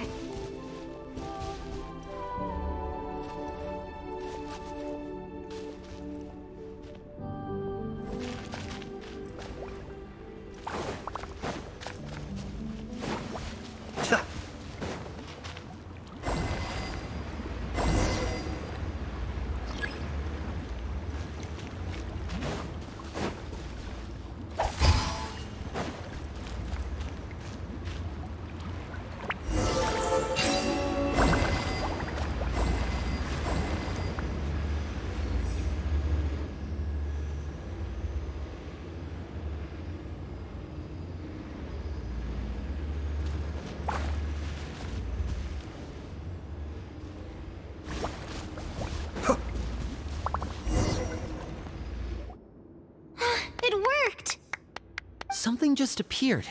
Some kind of new mechanism, maybe? By solving the puzzles, you prove yourselves worthy of inheriting the secrets of the past.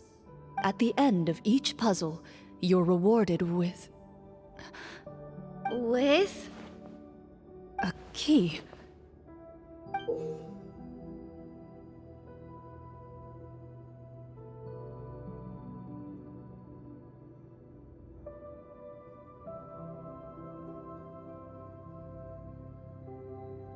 Oh, it must be the key to the big door. Huh? This is one of the Marechaussee Hunter keys that are passed down from generation to generation. It looks just like the one Master passed down to me. It is said that 4 keys in total are required to form the final, complete key. And it seems like we just collected 3 of them. That must mean... Huh? What's wrong? You hear a few strange noises. Suddenly, all the torches in the ruin go out at once. Huh? What's going on? Did we fall into another trap? For the sake of immersion, please close your eyes, everyone. Without the torches, the space is now completely dark, and you cannot see anything.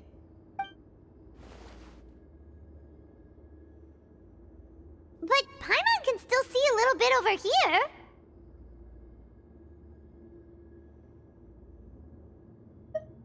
Oh, right. Sorry. Suddenly, you hear the sound of footsteps pierce through the darkness. There's someone else here? Oh, this is so unsettling. I can't see anything. I've been discovered then. Wait, that voice, it's... You recognize the voice as belonging to the guard who led you to this place. It appears he now covets the treasure for himself, and has come to stake his claim. Oh, so this is just part of the script. Then I can probably relax.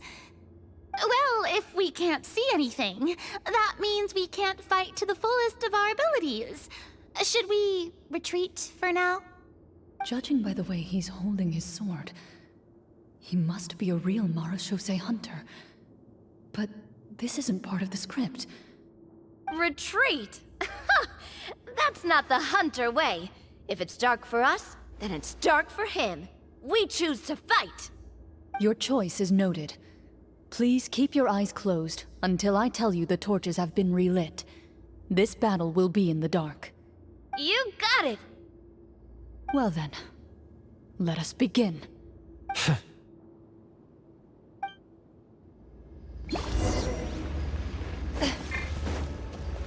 Into the shadows. I'd like to try to hit him with my sword. Your strike is successful. Ha! You're facing a veteran Marechaussee hunter.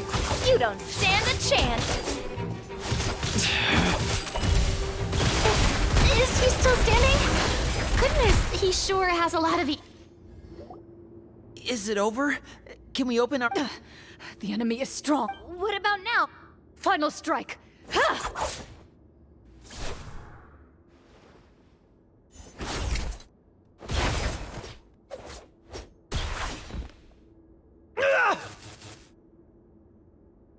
Well, did we get him?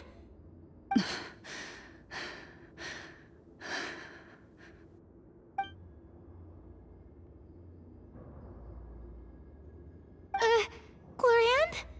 Warm fire flickers across the walls once more. Your vision is now clear. In an impressive display of courage, the 4 of you successfully defeat the uninvited guest. That look in his eyes.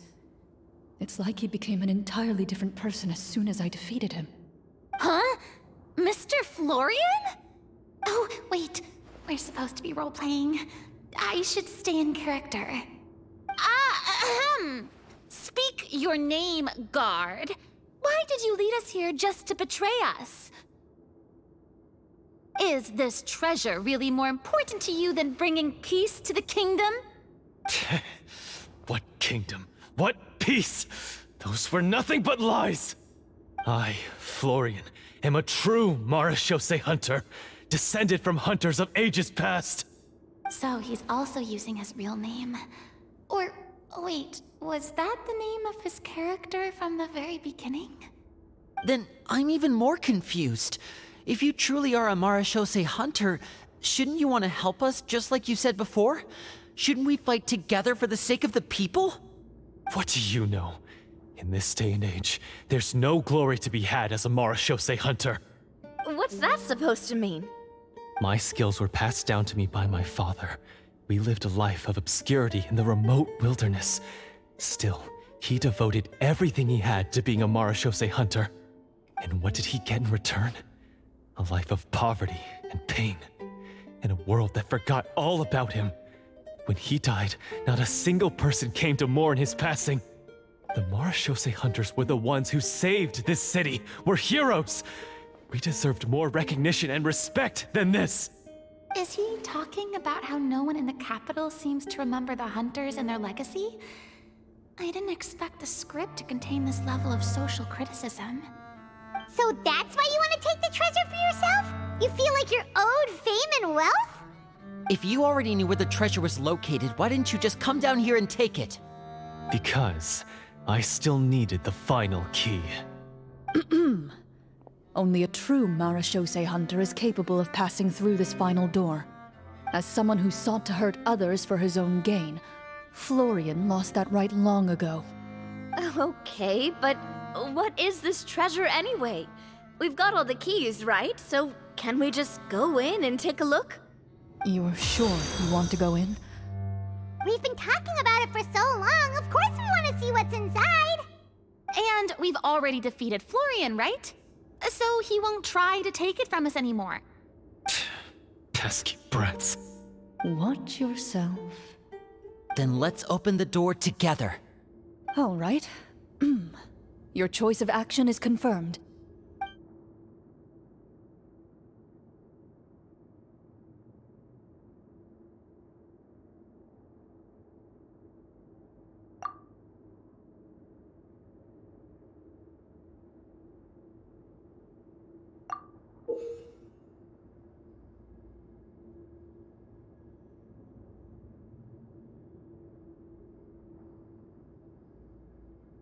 Before you, the door to the treasure, sealed and undisturbed for more than 100 years, finally swings open. You hear the shrill wail of the door hinge as it rotates for the first time after years of disuse, almost like a sleeping giant letting out an extended yawn. You get the impression that the secrets buried behind this door might be just as heavy as the sound you just heard. It's open! Come on, let's go in! Paimon wants to see what's inside! Ooh, me too! Ugh, uncovering hidden treasure is the most exciting part of adventuring. What do we have here? Uh-huh. A stone tablet? And some shabby weapons? You call this a treasure vault? Looks more like an abandoned warehouse! Maybe the troop ran out of budget at the end? They provided a super immersive experience at the beginning only to drop the ball at the most important part? They could have at least filled this place with cardboard mora or something! Wait, I get it now. Paimon, this is the real Marachose hunter treasure. Huh? This is it? The Marachose hunter treasure is just a stone slab and some broken swords? I can't believe it. I refuse to believe it!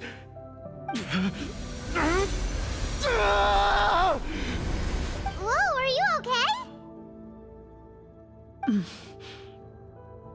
The Marachose hunter before you appears to suffer a serious mental breakdown. He needs to leave the room for a moment to collect himself. One of you seems to understand the significance of the treasure already. If the rest of you wish to follow suit, You may remain here in the meantime and explore your surroundings.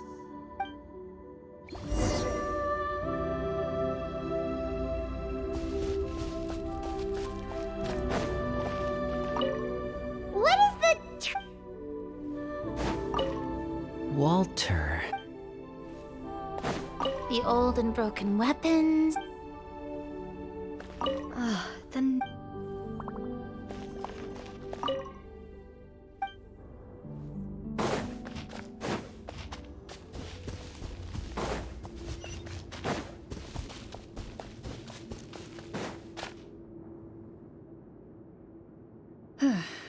So, how are you doing? Feeling any better? What just happened? Do you remember how you got here? Or what happened to your body just now? I remember now. I brought you here because I wanted to... The explosives in the cave! You mean these? Huh? How did you... I could tell something was off the moment I stepped into this cave, so I kept an eye out. I've already dismantled the whole thing. So the strongest champion duelist in all of Fontaine saved the day once again. Guess I shouldn't be surprised. It would seem your skills as a Marechaussee hunter are as sharp as ever. I deserve some answers, don't you think? Tell me why you wanted to lure me here. Everything you said earlier sounded like the truth. Luckily, your monologue was dramatic enough to convince my friends you were just role-playing. I don't know. I just always felt like there was something in my heart that didn't belong to me. Something agitated and angry. Who knows? Maybe it was my own anger all along. I could never really tell.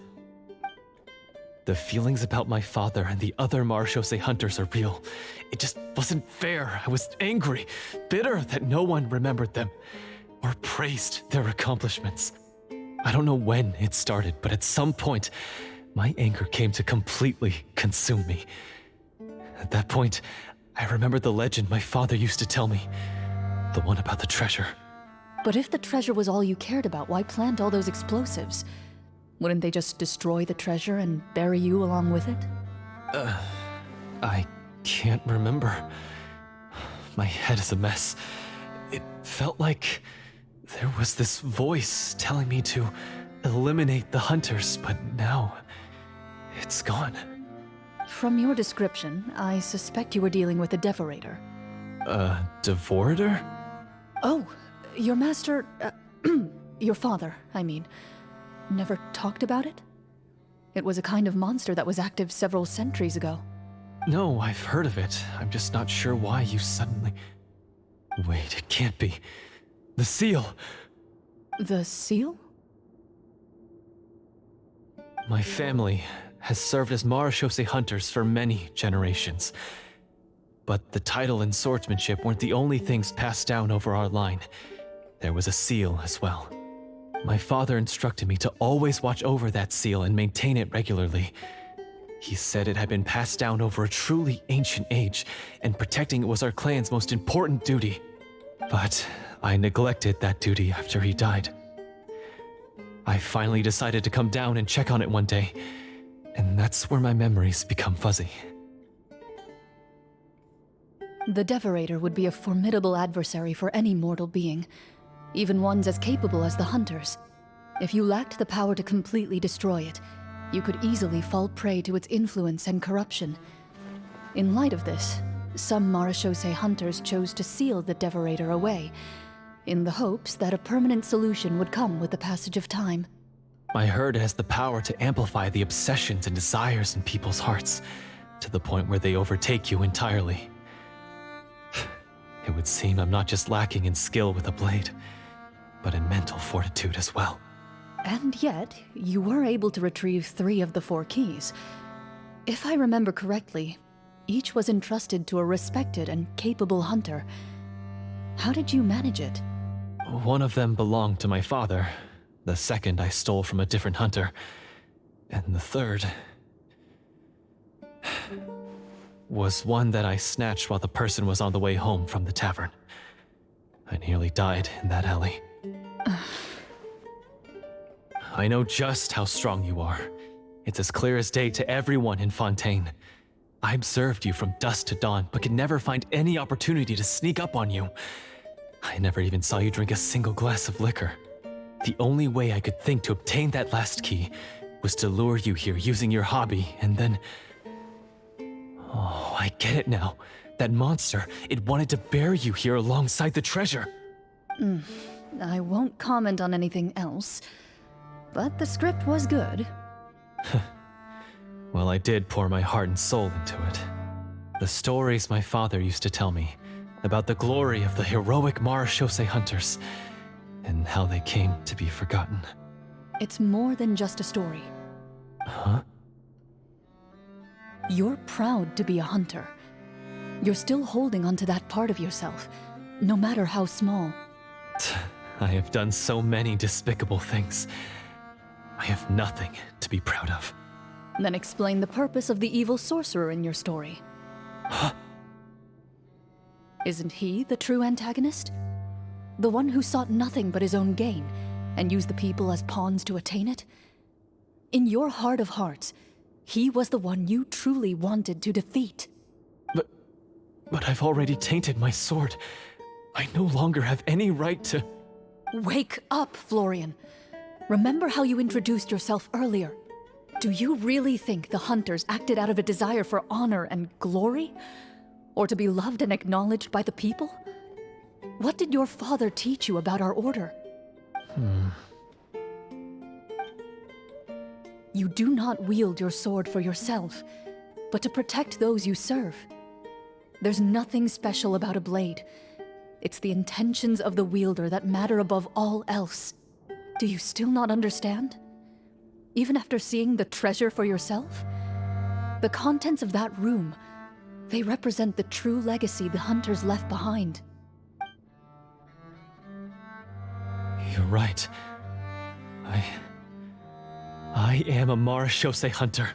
It's time for me to redeem, no, to finally serve the people I vowed to protect all along. I wouldn't be so quick to push aside the need for redemption. I know. That's a charge I won't bother to defend myself against. Good. Then, come with me, and help me see the script through to the end. Huh? See the script through to the end? But there's no more script left. Never finished it, huh? No, I mean, I wrote the script with the sole purpose of luring you all here. There was no reason to write beyond this point. Then we'll just have to keep writing it. The evil sorcerer still needs to be defeated. You mean the Devorator? Are you saying I have to make up the rest of the script as we go along? Is that really so hard? You've already written most of it. Surely you can write an ending where the hunters win and justice prevails. I'll be there to help you too. You aren't afraid your party will fall into danger?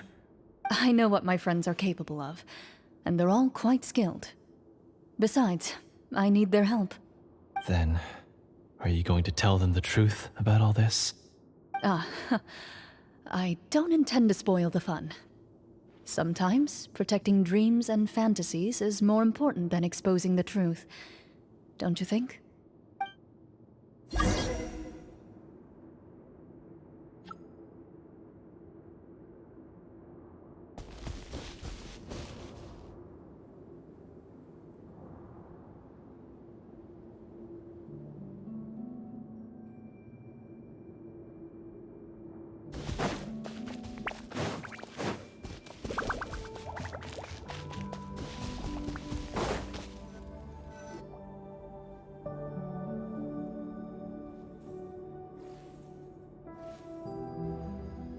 They're back! That took a while. Ahem!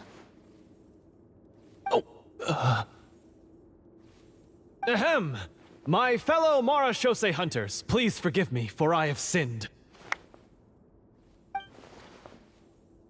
Tone it down. Sorry. After crossing swords with you and witnessing your courage in battle, I've rediscovered my true self and regained my pride as a Marechaussee hunter. Oh, do I smell a redemption arc? I confess, I was brainwashed by the evil sorcerer. He asked me to lure you here so he could bury you in this cave. That little... Wait, you're saying all of that wasn't you, but the evil sorcerer? That's right. He's adept at manipulating the hearts and minds of the people. I fell under his influence because I did not possess a strong enough sense of will. Huh. And how are you going to prove that you're a changed man? We're not going to fall for the same trap twice. To be perfectly honest, I only came to my senses after seeing the treasure. It reminded me of my father's past teachings. The treasure was actually... The names of all the Marechaussee hunters from ages past and their weapons? Wait, you already know? Of course. Don't underestimate a veteran role player's exploration skills.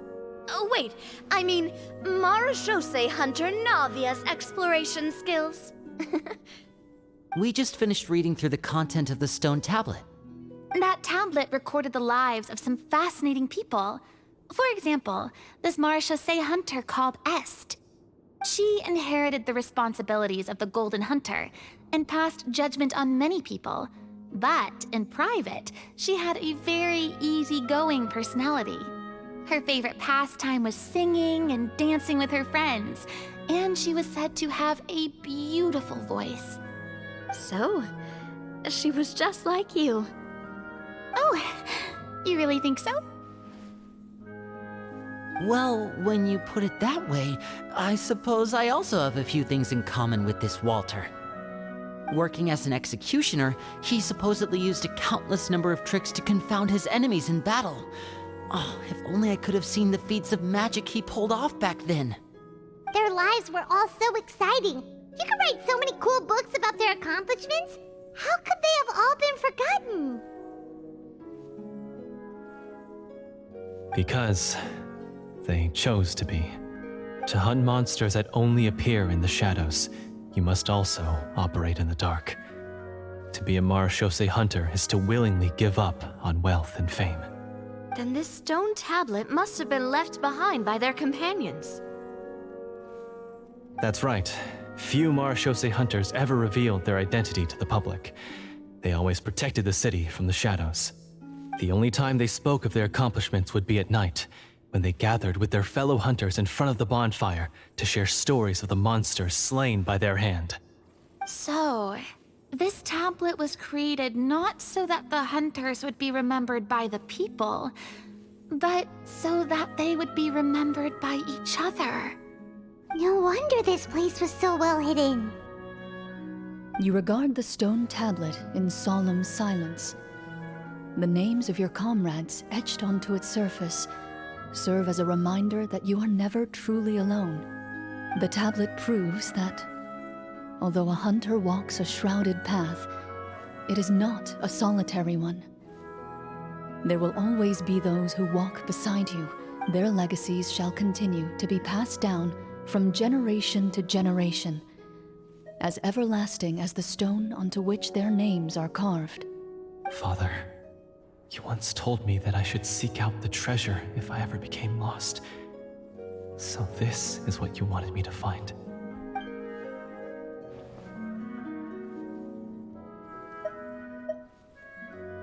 Thank you, my friend.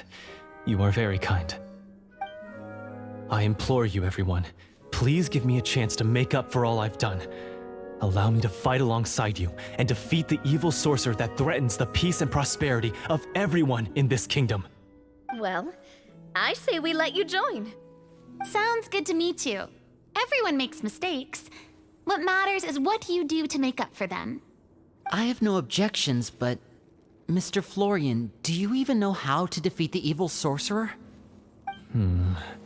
When he took over my mind, I gained some insight into his thoughts. Every time I thought of the treasure, he reacted with a strong sense of fear. Huh? He's afraid of the treasure?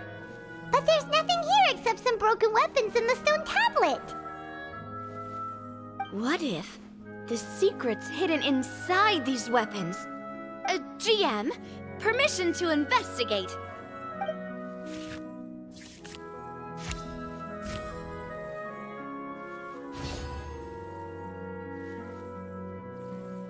At first glance, the weapons appear absolutely ordinary. But as you observe them, you notice a faint energy emanating from within. These blades have slain countless monsters. Though it's been a long time since they were used in battle, their edges remain sharp, as if they're simply waiting for the next worthy hunter to carry on their legacy. So basically, take these with us, right? I'll take this weapon, since it used to belong to Est. Maybe it'll find comfort in being held by someone who appreciates the arts. Ah, good idea. I'll take Mr. Walter's bow then. From one archer magician to another. Paimon's gonna pick a cool weapon too!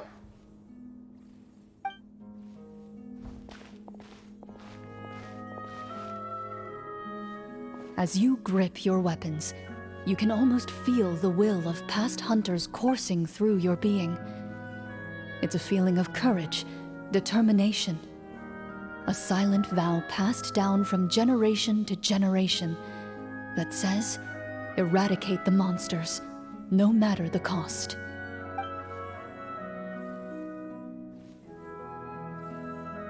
Mr. Florian, do you know where to find the evil sorcerer?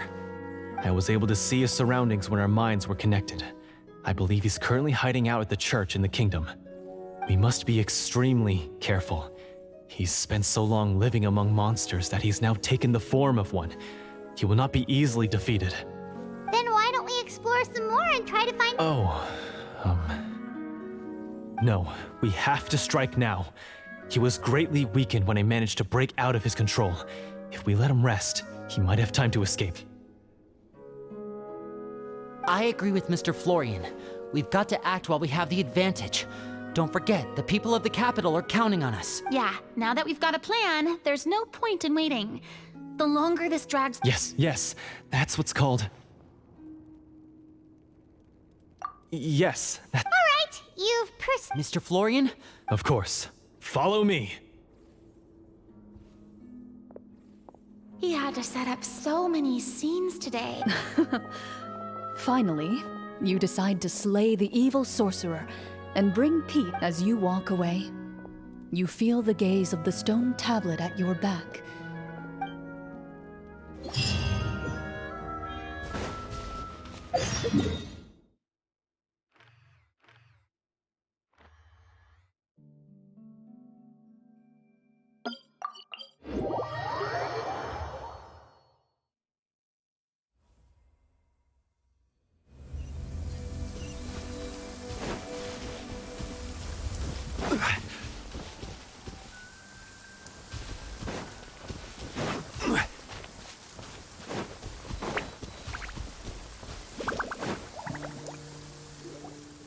Finally, you arrive at the church Florian described.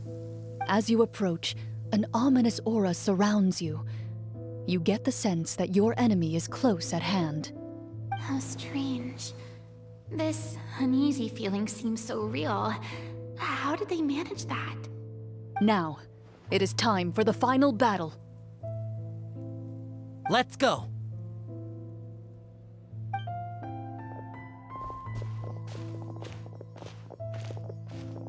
Florian, wait. What's wrong? I think you should wait outside. You've already been corrupted by the Devorator once. It could easily re-enter your mind and take control of your body. I don't think it's a good idea for you to be this close. That's exactly why I have to go. Yes. That's too risky. If things get out of hand... I understand, but if I do this, the Devorator will have a hard time passing up a chance to enter a body it knows. You're not like me, Miss Clorinde. You're a just and powerful Marechaussee hunter. This is... consider it a duel to restore my... Then, as a champion duelist, I hereby accept your request for a duel. The battle is now upon us.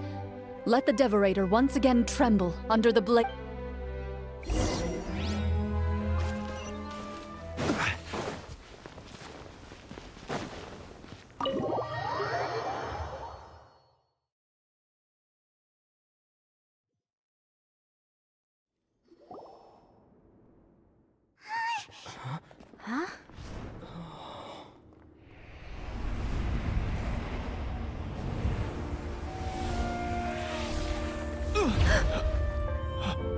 So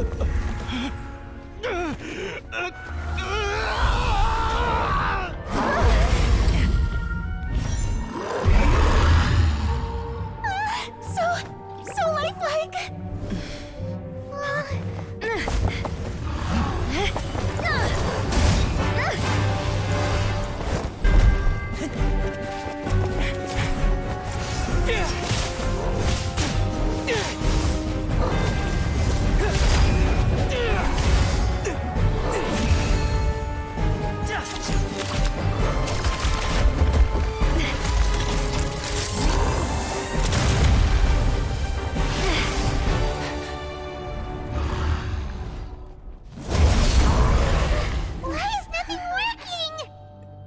This foe is not invincible. You hold the treasure, the power to defeat it, in your own 2 hands. The treasure? You mean... The names! It's the Marechaussee Hunters' names! How are we supposed to... You forget, Paimon? There's still one skill we saved until the very end.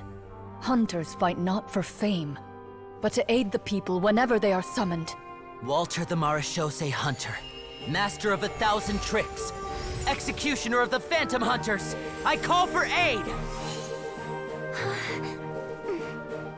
Est, the Marechaussee Hunter, inheritor of Cassiodor's will, judge of the Shadow Hunters. Answer my call!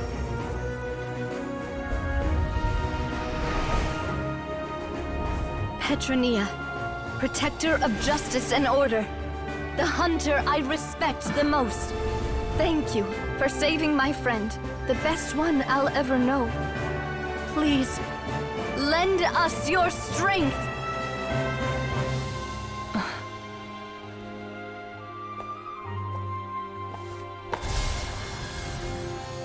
We have come to answer your summons.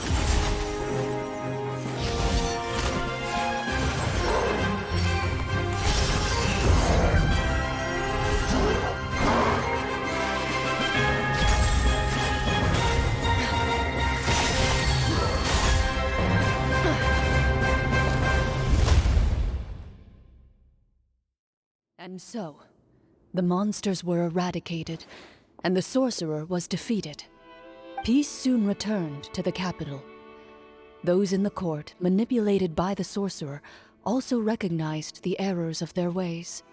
Some remembered the names of the heroes who saved their kingdom, but others simply continued their lives none the wiser. Such is the story of the Marechaussee Hunters. They pursue the phantoms in the darkness and exterminate all who pose a threat. They will always protect the city and those within it, even should all memory of their accomplishments be forgotten by the very people they serve. I am assuming we've finally reached the end of the script. Yes, you've reached one of the better endings. It's a pretty solid story overall. I thought it was just an ordinary adventure at first, but the further we got into it, the more impressed I became with the production and the plot. That final battle especially! All the effects were super realistic. Oh, right. Yeah, totally. That's a really good point. I never expected the weapons we picked up from that vault would have... Yeah, mine nearly... Oh, Did you have a good time? of course! Sure, no problem. Then I'll head back for now. Once Mr. Florian is awake, please pack... You're right. He's had a... Well, see you all some other time. Toodaloo!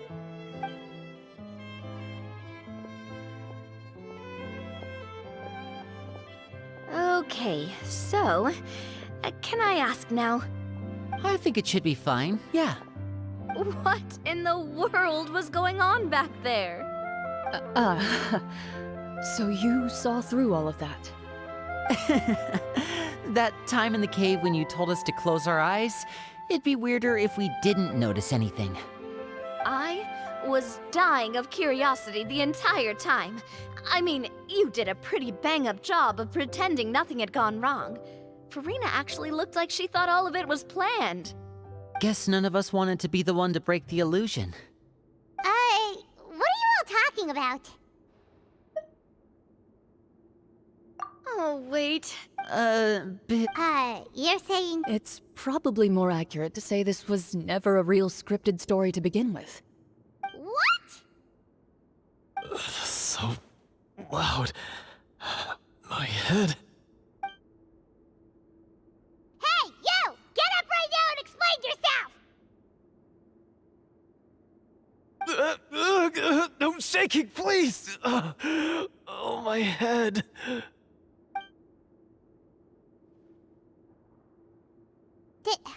Did Paimon just hear that right? You guys made up that whole last part on the spot? It's not nice to lie to people, but Paimon's gotta admit, that was a really good story, Florian. Oh, and nice improvisation, Clorinde! Yeah, it was like watching a magician improvise a spectacular magic trick after forgetting an important prop. If Paimon knew something was wrong with that vault, she would have floated straight in the opposite direction! Everything was under control. As if you've ever described a situation as being out of control. I'm pretty sure any situation you consider to be easy to handle would scare a reasonable person half to death. Guess I'm just used to it. You must run into a lot of unexpected situations then. That explains why you're so good at coming up with things on the spot. As for you, Florian, I know there's no excuse for what I did. I'll turn myself into the guards at once, confess my crimes, and accept any punishment that comes my way. I would say you've already suffered more than enough. What? You may have been blinded by fame and fortune in the beginning, but your actions during the final battle had proven you to be a true Marechaussee hunter.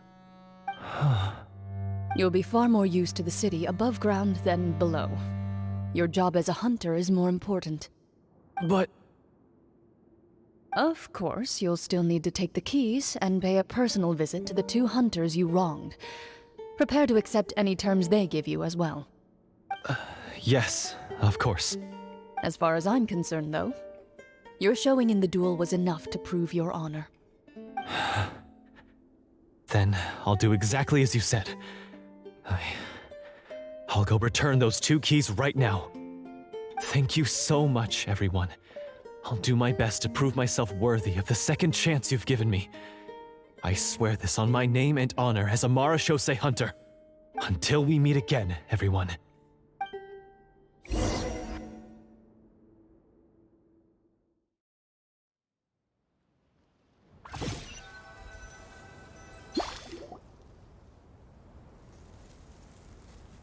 Speaking of Marechaussee hunters, what should we do about the treasure in that... Leave it be. Are you sure? We could show it to people, make it so... No. Every name on that tablet made the same choice. All hunters know what the path entails. I am no exception. My identity as a Marechaussee hunter is not something I need people to remember. I wish only to be recognized as a champion duelist. Nothing more. That's certainly very different from the path of a magician. Wait! Paimon just remembered something. If there were no special effects in... That's because the Marechaussee hunters of ages past would often imbue their weapons with special enchantments to suppress the mon... Oh, so that's why they... Well, I'm sure the sum... Oh? How... This particular devorator probably hailed from the same era as the hunter. The names you recited all belonged to the bravest hunters. Countless monsters fell to their blades. So the names held the path... Navia, Huh? I really appreciate it. All right. Anyway, let's not... She ran off! I should probably head back as well. This story was truly incredible.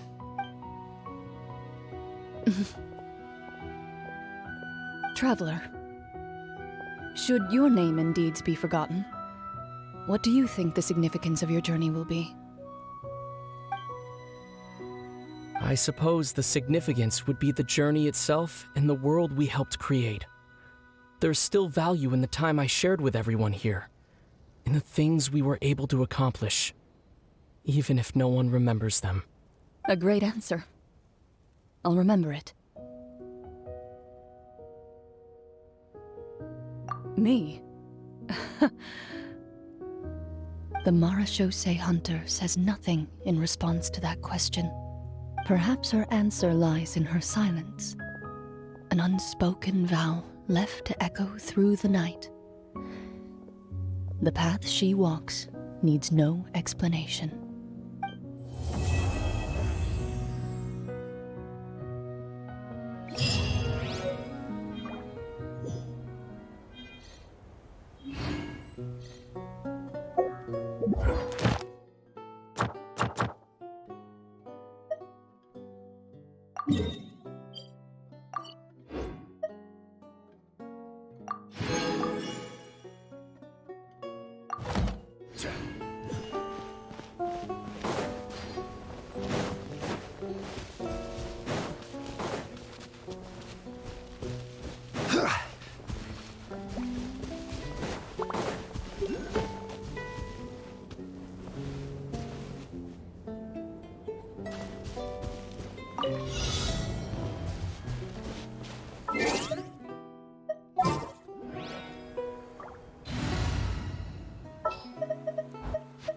In the name of the princess.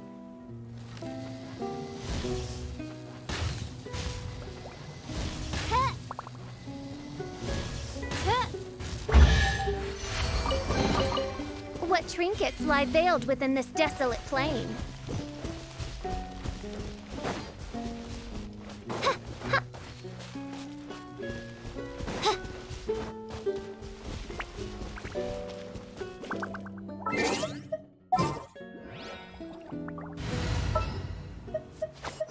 A walk would be.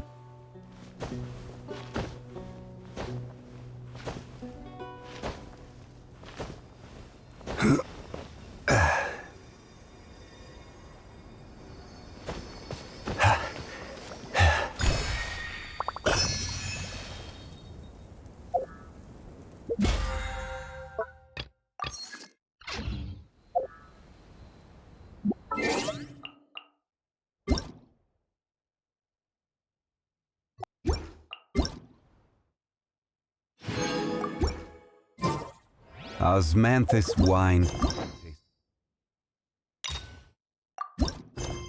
Same as I remember.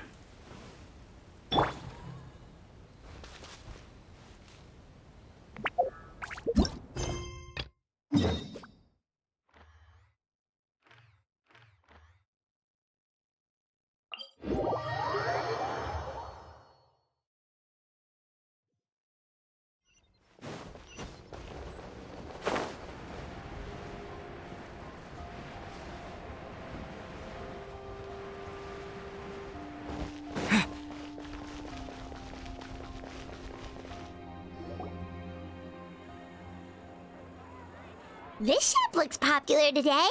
Wonder what the occasion is.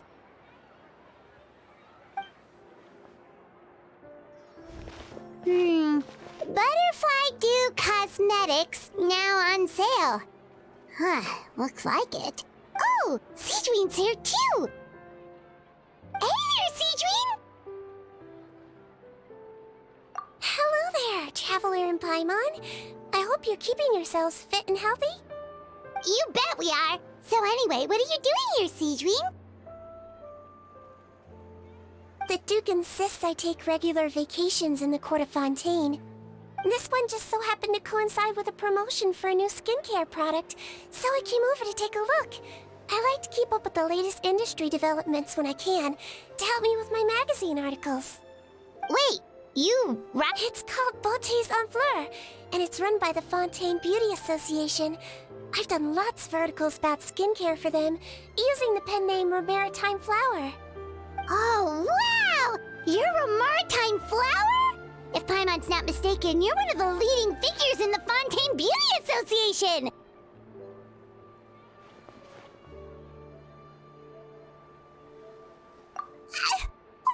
What's so weird about that? Everyone loves beauty! I really like this role. The staff at cosmetics shops are always so polite. And as long as I wear a big smile on my face, I always get the best customer service. Well, they sure don't want to make an enemy of the Maritime Flower.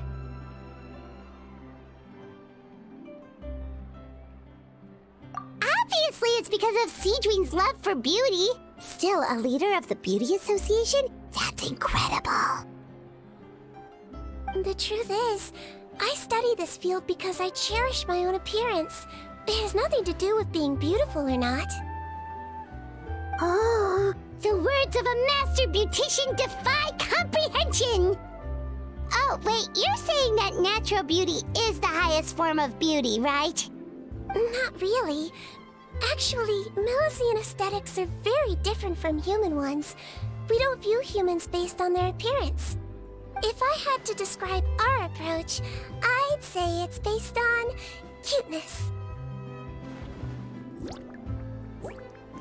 Oh, really? Yep. Still, I really value my current appearance, and in the process of taking care of it, I've ended up learning quite a lot about skincare and stuff. It turns out, my knowledge and experience is pretty popular with beauty product lovers. It came as a big surprise to me, though. Oh, Paimon gets it now. But speaking of your appearance, how come you look human anyway? Are you like only half Melusine?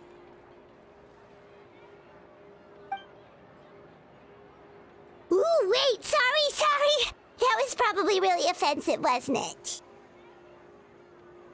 No, I don't mind. I'm not mixed, though. I made a decision to turn myself into this form a very long time ago. If you're interested, I could tell you the story. A shape-shifting story? Oh, heck yeah, of course we're interested! Once upon a time...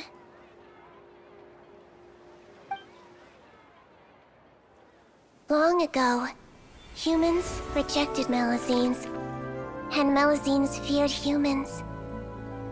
There was one Melusine who became fascinated with human medicine, but no human wanted her help. And there was one girl who liked Melusines, so no humans would make friends with her. So, the Melusine became the girl's friend, and the girl became the Melusine's patient. Your checkup's all done. You're still in perfect health. Thank you, Dr. Melusine. In this game of doctor and patient, a friendship was born. Then, one day, the girl fell ill. The Melusine was the only doctor to arrive on time, but the adults sent her away. Scram! Melusines can't be trusted! So just because I'm not human, I can't save my best friend?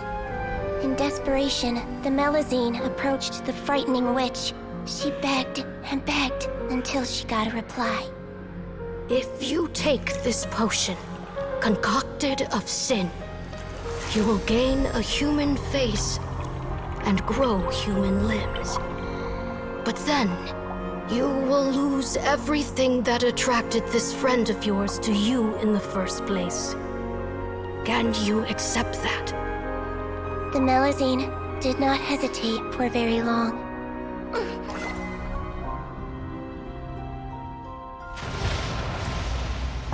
On a rainy night, a little doctor knocked on the girl's door. The doctor wore a hood and raincoat, maybe to protect her from the rain, but maybe also to hide a secret. The little doctor held the girl's hand and treated her illness, just as she had so many times before.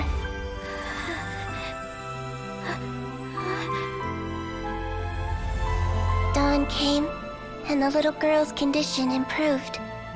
But the little doctor was long gone, for she knew her friend would never recognize her again.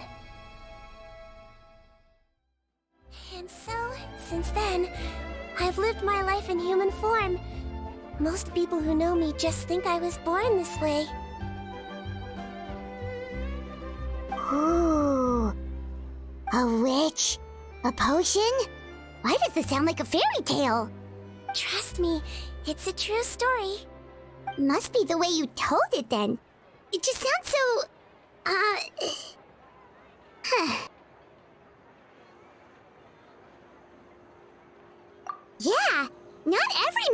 would take human form to save their human friend. That must have been a huge decision. Treating patients is a doctor's duty. We must always find a way, even when the going gets tough. Ugh. It's so crazy that they turned you away just because you were a Melusine, especially when their daughter was so sick. Well, sometimes appearance can be a real barrier. But that was a long time ago. I like how I look now anyway.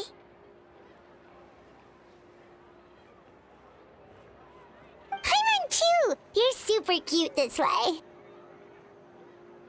Attention customers! Thank you all for waiting. Now, on behalf of our skincare partner, I'm delighted to announce that our exciting new product is now officially on sale. Wow, there we go. Let's have a look, shall we? Oh, Paimon. Really? Personal Allow me to introduce our newest skin lotion, Butterfly Dew. I'm sure many of you have already read about this product's trials in the newspapers. To say that it improves skin quality is an understatement. This product gets its name from the way it transforms your skin and makes it glow anew, like a butterfly emerging from its chrysalis and spreading its wings for the first time. We are thrilled to have the inventor of this fantastic product with us here today. Please welcome Mr. Rawat, a researcher from the Fontaine Research Institute. Now, without further ado, I'll hand over to Mr. Rawat to tell you all about what Butterfly Dew. Thank you. Hello, everyone. I'm Rawat, and I developed Butterfly Dew. Wow, what a looker. He's a researcher? Wow, he's really challenging. I'm well aware that researchers are... Of course, appearance is a skin-deep way of defining a person. And yet one's appearance can be a very real set of shackles, holding a person back in their life. It can rob a young person of their self-confidence when applying for a job, dissuade a young lady from approaching the one she loves. Our actions are at the mercy of our appearance, and we slowly become the very person that the outside world sees us as. But what if I told you that those shackles can be broken? If our appearance prevents us from changing, then let us first change our appearance itself. Wash away moles, birthmarks, and wrinkles, and they can no longer rob us of our confidence. Replace them with luster and radiance, and we shall never again hang our heads in shame. That is why Butterfly Dew exists. Its mission is to allow us to shed our pupae, undergo a complete metamorphosis, and embrace a new life. Well, whether it actually works or not, after that speech, Paimon's already sold! Mr. Rawat, could I ask if you've used this product yourself? Of course, I tried it many times while I was testing it. You can consider me a product ambassador. Wow, then it's sure to work! Still, I don't expect to convince you just by blowing... Oh, Paimon volunteered! Hmm? Oh! Ah, what an honor! It appears we have a giant of the Fontaine Beauty Association here with us. Sure.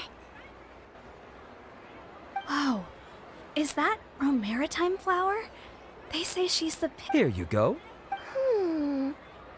Well, it's very kind to the skin, and the absorption rate is high. Wow, now that's high praise! I'll take one. Any discounts? All right. Well, all that remains for me to say is, Butterfly Dew is now on sale! Think we should buy a bottle too? Aww, really? Well, it's still good to care for your skin though, right? Paimon definitely feels kinda rough from being exposed to the elements all the time. And if you're worried about whether it's the right product for you, well, luckily for us, Sigewinne's here, so we can get an expert consultation.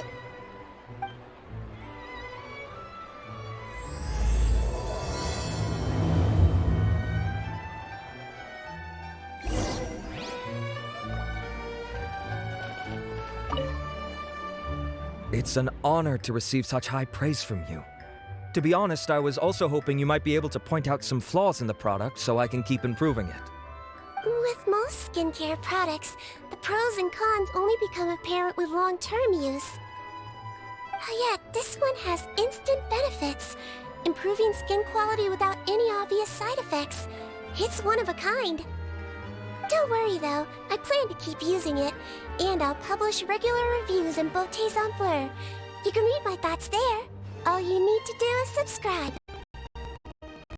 Oh, I was hoping for a more casual conversation, but you are a beauty association leader after all. I understand if you want to keep this professional. Sigewinne? Oh, but do you think this is a good choice for me and him? Wait, are you the renowned traveler? That's right, and by his side, the equally famous Paimon. Well, I don't normally handle customer questions personally, but since it's the traveler asking, allow me to make an exception. Butterfly Dew is made for all skin types, so no matter who you are, you can rest assured that it will be kind to your skin. If anything, it might be marginally more effective on Fontainian's skin, but other than that, it works the same on everyone. Why would it work better on Fontainians? In the interests of protecting my trade secrets, I'm afraid I can't answer that, Miss Paimon. Alright then. How about a friend discount? Save yourself the trouble. I'd be greatly honored to have both of you use my product. Here, take 2 bottles for free. Paimon's private funds arrives!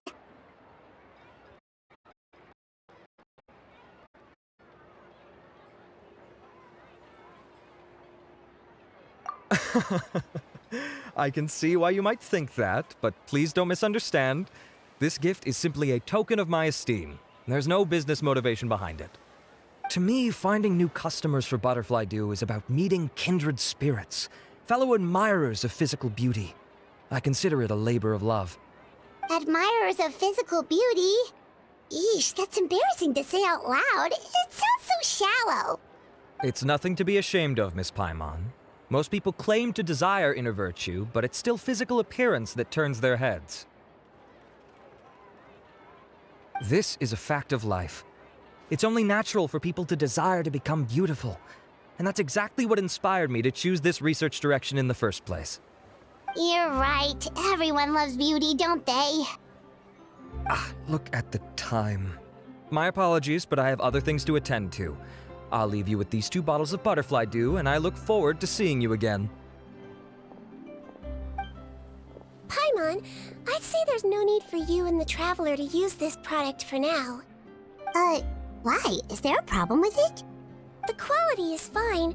I just think there's room for improvement. I think I could add some ingredients to the mix to make it more effective. Really? Then why didn't you tell Rawat about that? Researchers are a very special breed of human. You can point out their flaws to their face and they won't mind very much.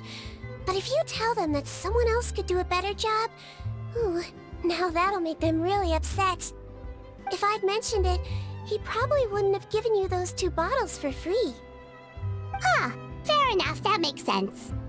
If you're interested in the more effective version, I can write up a list of ingredients for you. Just come get me once you've gathered them. When you say more effective, you mean it'll make Paimon even prettier? Ooh, how can we say no? As for me, it's probably time I got back to the Fortress of Maripede. I mustn't leave the infirmary unattended for too long. Alright, see you there then!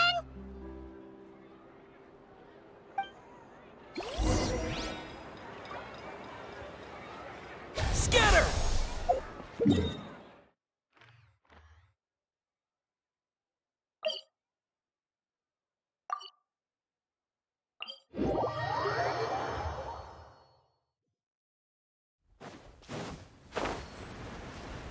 Just up ahead, Traveler. The ingredients for Sigewinne should be nearby.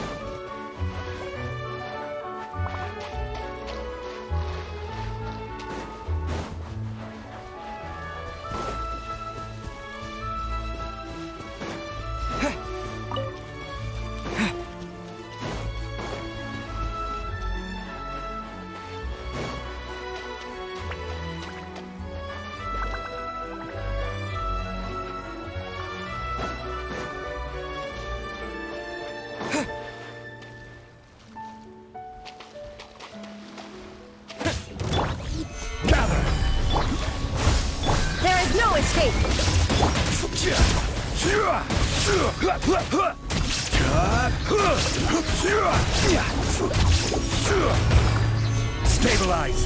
Propagate!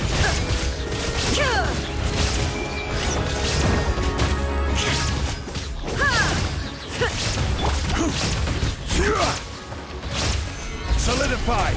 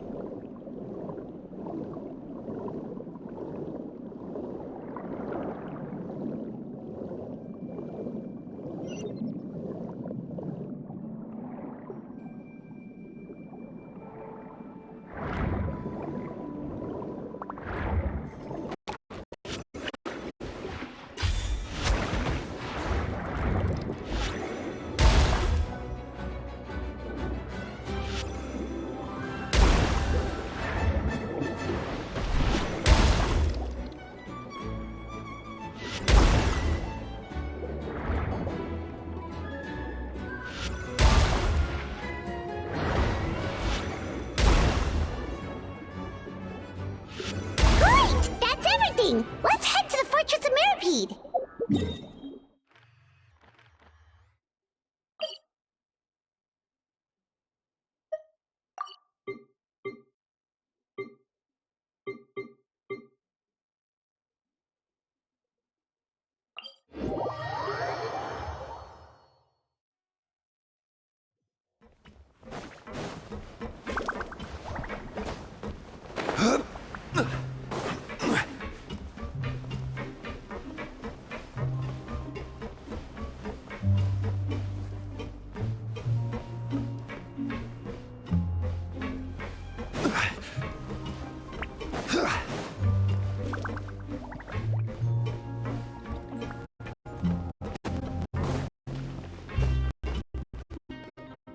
Whoa, the infirmary is packed!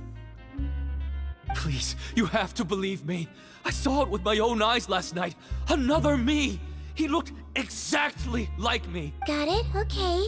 I've written down everything you told me. Now, I have a few tests to run.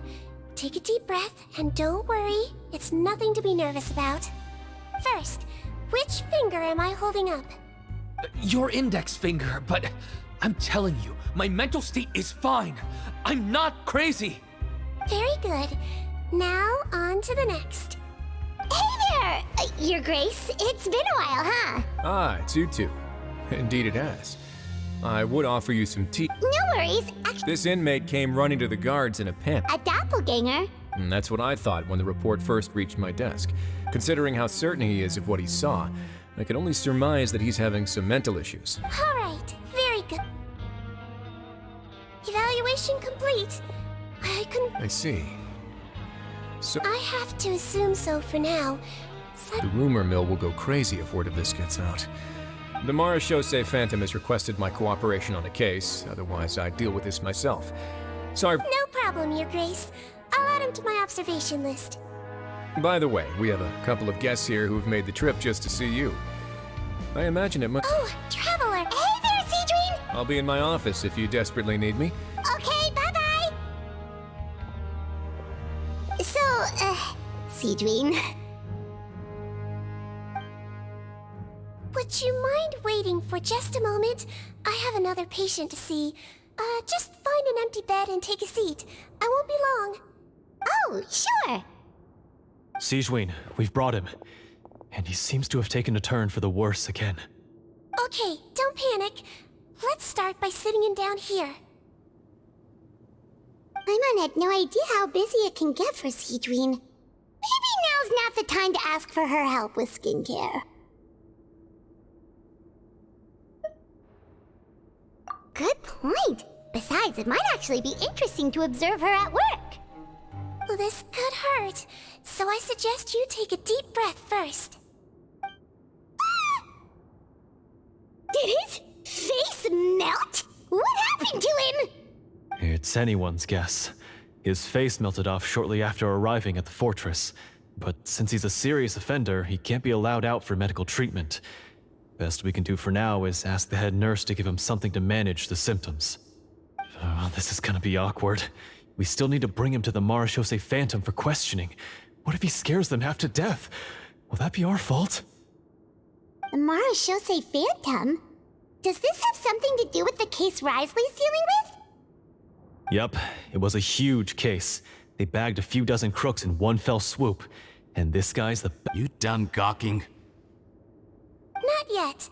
Don't worry. We Melusines... Don't patronize me. Do I look like a kid? Hey, lose the attitude. You... Oh, it's fine. Okay, I'm going to apply the medication. Look how nice Sigewinne's being. And he's so... Can I leave now? Wow, not... Thank you, Sigewinne. And I apologize for the trouble. So, Traveler? We did, but we don't want to interfere. Oh, don't be silly. I agreed to it, didn't I? Just hand me the take a rest here if you want. Or, if you're not tired, I hear they're holding a new Or alternatively, is there anything we could help you with, Sigewinne? That's right! Let us help you out! It's the least we could do! Good point. Kind-hearted humans start to develop guilt if they accept free help from others. Don't worry. I'll take a look at my schedule. I'm sure I can find something to treat this condition.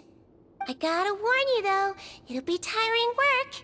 So I suggest you take a break first, then come back and see me when you're ready.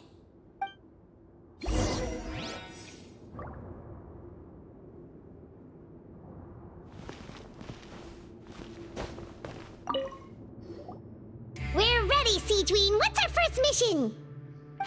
I found the perfect job for the Traveler.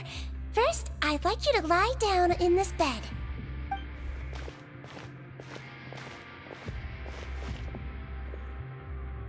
What for? I need you to pretend to be sick. What? Oh, is it that difficult? I thought you did a pretty good job last time. Oh, so you knew. I sure did. He was way more interesting than the usual malingering inmates, and you played along very well, Paimon. I observed you two for quite a while after that. Well, this is awkward. But why do you need us to do it again now? No time to explain. My next patient will be here any second. Please just do as I say. You can, pretend like you've got a nasty headache. And throw in some dry heaving for good measure. Okay.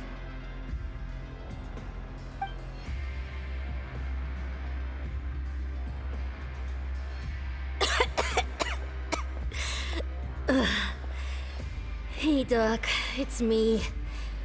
I'm only here because my mom won't stop pestering me about it. So annoying. Well, your mother has enough on her plate with a busy job.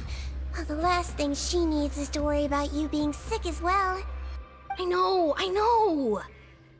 I shouldn't treat the place like a playground. Shouldn't go swimming in the lower levels where we join up with the sea, because it'll give me a cold and distract her from her work. I thought I'd be able to have some fun here at the fortress for a few days, but it's always, don't do this and don't do that. All right. Sit yourself down and I'll take your temperature. Your fever still hasn't gone down. Well, here's your medicine. 1 cup for starters, and we'll see if it helps. But Doc, it's so bitter. Do I really have to drink it? I mean, I'll be fine, right? I've got an uncle who caught a cold. His fever went away on its own after a couple days. Can't you just write me a note saying I'm on the mend? I just need something to keep my mom off my case. I sure can. You're a very brave boy after all. Huh? Brave? What makes you say that? Well, if you want to rely on your own immune system to clear up your fever, then you'll have to tough it out like this guy.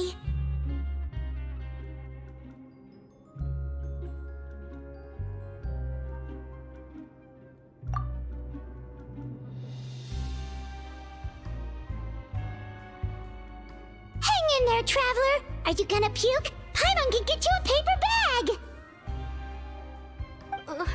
Huh? As long as you're tough enough to get through the nausea and dizziness caused by the high fever, you'll be right as rain after just a few days' rest. And if I'm not tough enough? Hey! Wake up! Wake up! Put it this way, at least you'll never have to see the doctor again, right? I think maybe I'll take that medicine after all, if that's okay. Oh, of course. Here, it's still warm. It's so bitter. All done. Great job, you two. That kid really doesn't know what's good for him. His mother's a guard here. She's been working back-to-back shifts lately, but unfortunately his father's away on a business trip right now. She had no choice but to bring her son here for the time being. He was quite happy at first. He seemed to think that the Fortress of Meripede would be all fun and games. So you made us put on that act just to scare a kid into taking his medicine? That's a pretty sneaky trick. Seems like there's a whole side to Sigewinne we never knew about. It's a technique I learned from my teacher. Oh, you had a teacher? Was she a Melusine doctor too? She was human. She passed away a long time ago. Oh, sorry. No, it's fine. I really liked my teacher, so it's always nice when I get to talk about her with other people. She was a traveling doctor, and since she didn't have a clinic, she'd go out and visit her patients wherever they were. Dealing with the badly behaved ones was her specialty. She used to say, if you can scare the little brats into taking their medicine, you won't have to hear them wailing and screeching when their condition gets worse.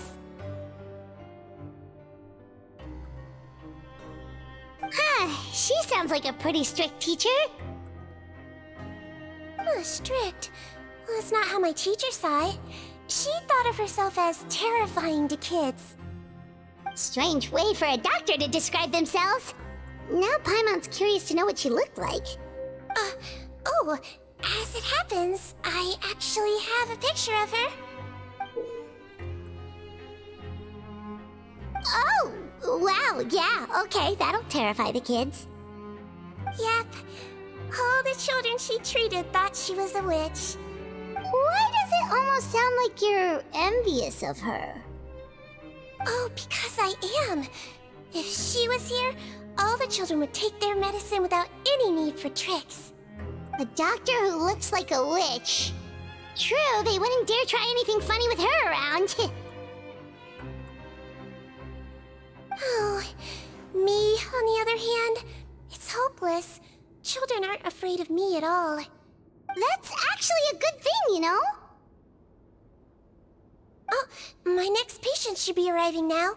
Would you mind lending me a hand again?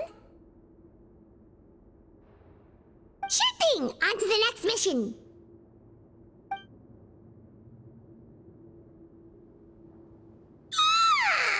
Is it nighttime already?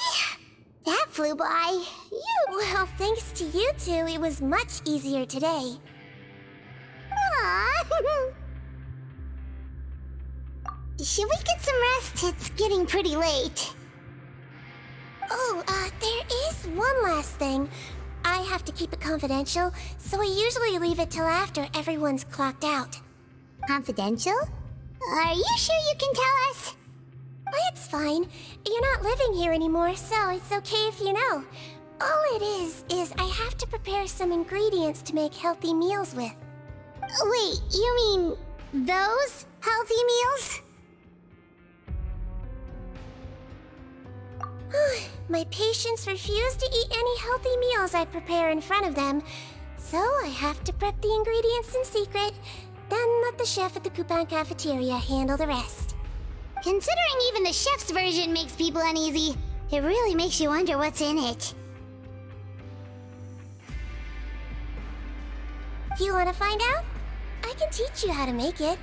That way, if you ever suffer from exhaustion on your future travels, you can prepare a healthy meal for yourself. It's really good for you, you know. Sure? Guess we can help out one more time.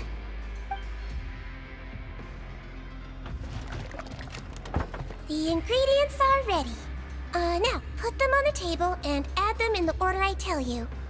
First, we add this special slime condensate, stir it thoroughly, then pour it in. Oh, see that? It adds elasticity and looks just like tasty jelly, doesn't it? Yeah, it really does. Until you remember it's slime condensate. Next up, xenochromatic crystals. You want to crush them up into a fine powder. Wait, are those from Fontimer Aberrants? Are you Finally, we'll need some high-protein meat. Frogs are an excellent choice. You just need to clean their innards, and then you're left with some lovely tender meat. Oh! And we're done. Although yesterday in the production zone, I noticed an inmate who's been working for 2 days straight. That means it's a healthy... Sigewinne really does have the inmates' best...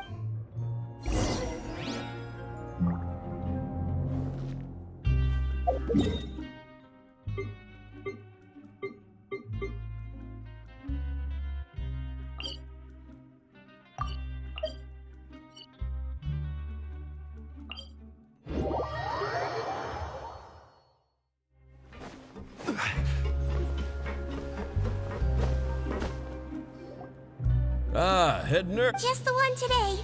The serial number's on the lid. Sounds good. I'll make sure it gets... Sounds like they're talking in code. Thanks for your help. Oh, it's no trouble at all. I only wish I could do more. You work so hard for all our sakes. I'd happily lose a little sleep if it meant helping you out. That won't do. If you reduce your sleeping hours any further, your health will start to suffer. All right. Nurse's orders. I'll do as I'm told. But you take care of yourself too.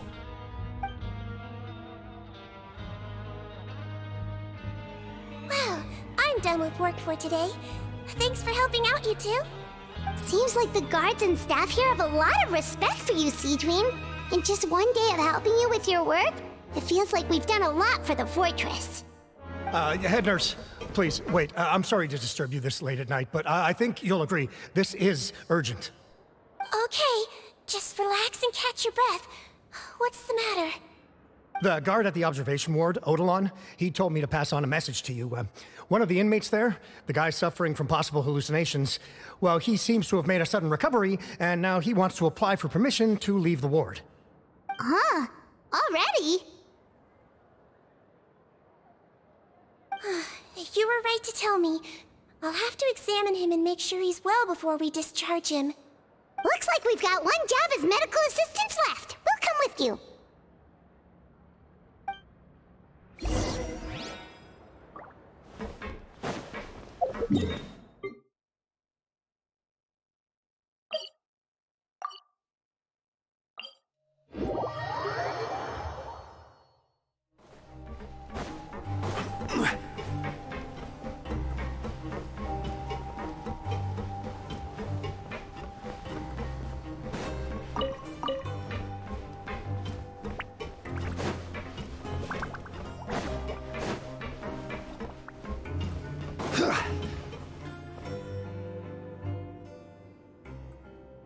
Ah, head nurse, you're finally here.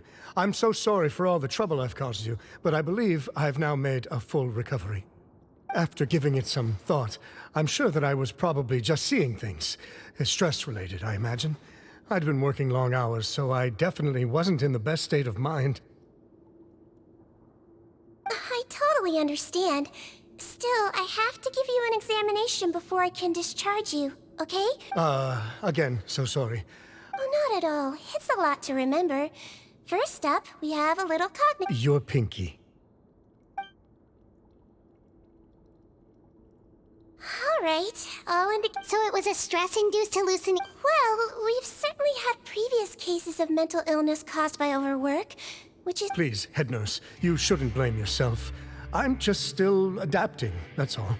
Thanks for looking after me. I'll be as good as new after a good night's sleep. It can be difficult to... I suggest you take 2 days off to focus on your recovery. Great. I can't... Mr. Odilon, could you... Of course. I'm on guard duty in the administrative...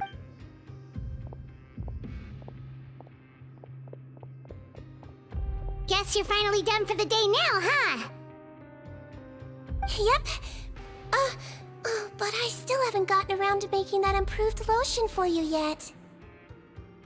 Oh, no rush! Seriously, it's super late now. You should go get some rest too. Well, tomorrow it is then. Good night, Traveler. Good night. Oh, don't you worry. Yeah, sleep tight, Sigewinne. See you tomorrow.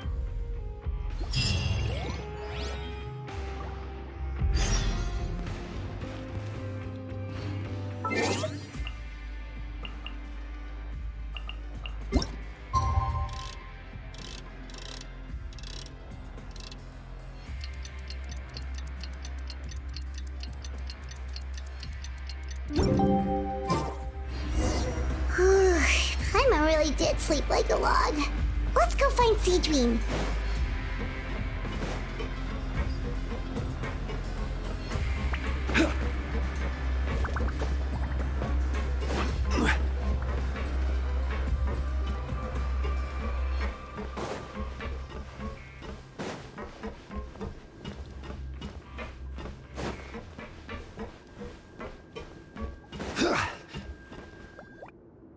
Whoa! How has the infirmary even been? Good morning, Traveler and Paimon. No problem. Anything? There's a bit of a complicated situation here. You have to believe me. You're in a medical facility. Please, listen to me. I'm not guessing. You're a horrible liar, you know that? We get all... You mean because of the way I look? I don't know what happened. I just woke up like... I brought you here to figure out what's going on. If you truly... This is nuts. Morning, Your Grace. What's going on? Remember the case I mentioned yesterday? The one brought to me by the Marechaussee Phantom? Well, we've been questioning the inmates involved this morning. That's even... The thing is, none of them have been able to provide any... And we thought yesterday was as busy as... We've compiled their statements. Have a look.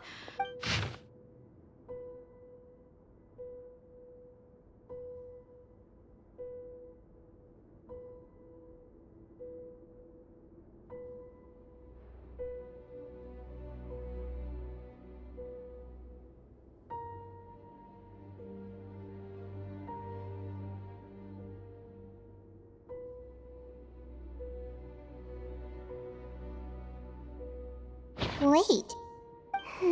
Release? Interesting. The inmates they spoke of in their statements appear to all be due for I noticed that too. If that's their plan, they're underestimating... All the more reason to be cautious. Lumberzar, check the release list for today and make sure no one gets processed. We're gonna need an excuse, though. I'm on it. It's conceivable that our group of serious offenders somehow found a way... We did consider that possibility. But I mean, just look at them. They match the warrants, period. Only if they're dead ringers for the inmates due for release, I suppose. I gave you that name list yesterday to assist in your investigation. Yes, the inmates' mugshots were attached to the list. The first thing I did was check for lookalikes, and I didn't find any. The only other thing that stands out to me is that their voices sound a little different today. But it's not exactly hard to put on a fake voice. Oh, really? What does our head nurse make of all of this? Give me a moment. I think I have a way to confirm whether there's been a switch. I know, it's not time to change your dressing yet, but please bear with me. Huh? Isn't that the guy from yesterday? This should be Honore. He has very severe facial ulcers, which require an operation in the hospital at the Court of Fontaine. I authorized him to leave the fortress for medical treatment under guarded escort. Yes, like I told you. I'm not Putton. I'm Honore. So there has been a swap. Well, I can see what happened in Potton's case, but how do you explain the other inmates? You're not telling me their souls switched bodies. No, the method is a bit like replacing a tooth. Take the bad tooth that traveler, Paimon. Do you remember? Yeah, sure do. Then you can be my witnesses. Just...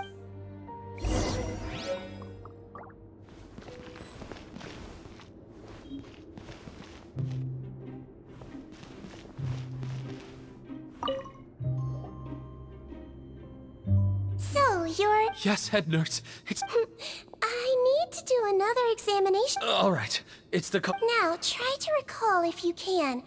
The last time we did this test, which finger did I hold up? I believe it was... your index finger. But that means... Huh? So, basically, last night, the Eric who said he saw another him suddenly recovered and applied to leave the observation ward. Sigewinne did another test before letting him leave, but that time, she held up her pinky finger. Huh? I don't know about any test last night. There was nothing to do in the observation ward, so I went straight to bed. Then I somehow woke up in a high-security cell. Well, in that case, there is a reasonable explanation for the strange events of the past 2 days. So, what exactly happened? The gang of serious offenders wanted to break out of prison, so they identified a group of scapegoats, namely inmates whose terms were almost up, and planned to switch appearances with them. Last night, when Odilon was on duty, they ambushed him and had one of their group switch appearances with him using their face-swapping method. That allowed them to avoid scrutiny from the other guards. Then, once all the other inmates were asleep, Odilon spent his night shift carrying out the remainder of their switcheroo plan. However, they made one mistake. Henri changed his appearance to match Eric's earlier than he should have done, and ended up being spotted by the real Eric. Real Eric came to the guards for help, but we didn't know then what we know now, so we put it down to hallucination and sent him to the observation ward. However, since one of the gang members was posing as a guard, they simply changed real Eric's appearance and had their Eric take his place, muddying the waters even further. Right, because I put Eric on the observation list by then, and no inmates on that list can be processed for departure until I've discharged them. Hence why the imposters had to pull that little stunt to get fake Eric off the list. Yeah, it all makes sense now! The Duke cracked the case! Well, I can't fault the reasoning, but I'm afraid that we ruled out the possibility of face switching very early on in this process. Criminals altering their facial appearance to commit crimes is nothing new. In fact, one of the explicit duties of the Malazines in the Marechaussee Phantom is to identify criminals in disguise. We carefully examined all the suspects, and there is no evidence that any means of disguise were used in this case. Huh. Well then, how do we explain all this?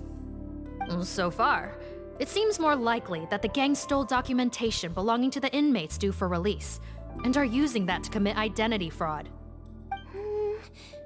Actually, there is a potion that can completely change someone's appearance. If they use that, even a Malazine wouldn't be able to detect it. A shape-shifting potion? Forgive me, head nurse, but this is the first time I'm hearing about it. If such a potion truly existed, it would jeopardize our entire investigative process at the Marechaussee Phantom. Are you certain of this? Yes, I am. But... Please, trust me in my professional opinion as an experienced clinician. At the same time, without any solid evidence, it's pure speculation. If we can round up all the inmates suspected of switching places, then have a little talk with both sides, we might just get our answer. Yep. Okay. Well, It was our negligence that meant we had to come and conduct these post-internment interrogations. And I know it's put you out. Your Grace, bad news. I paused the releases like you asked, but we were too late. I checked the list, and sure— 2 hours ago? That's before today's interrogations began. So there really was a switch after all. We should be able to catch up with them if we leave. Not if that potion is real. They can just switch faces again after leaving the fortress. And if the Maréchaussee's melusines can't even— Yikes! So we're at a complete dead end!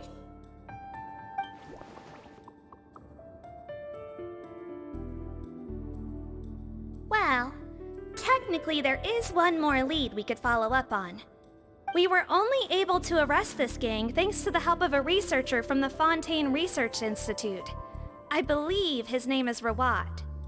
Oh? Rawat? Isn't that the handsome guy we met at that skincare promotion? Handsome? Maybe from a human point of view. I just remember that he specialized in potions. One of the crimes this gang is charged with is the manufacture and sale of illicit drugs. According to Mr. Rawat, they appear to have stolen technology he developed through his research and used it in their operation. At first, he thought it was a typical case of intellectual property infringement, and he tried to negotiate with them. But once he discovered their criminal operation, he reported them to the authorities. Thanks to his report— What a hero! No doubt. This is worth following. That aside, since he's— Understood, Your Grace.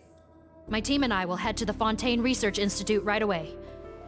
In the meantime— Of course. Miss Morgan? Well, I'm the— Don't say that. Look. Don't worry. If I may, Miss Morgan, Sigewinne is the one who raised the potion hypothesis, and I'm sure she has far more expertise on the topic than your team. My suggestion, and if you really are worried for her safety— Ah, there you go, right on cue. Okay.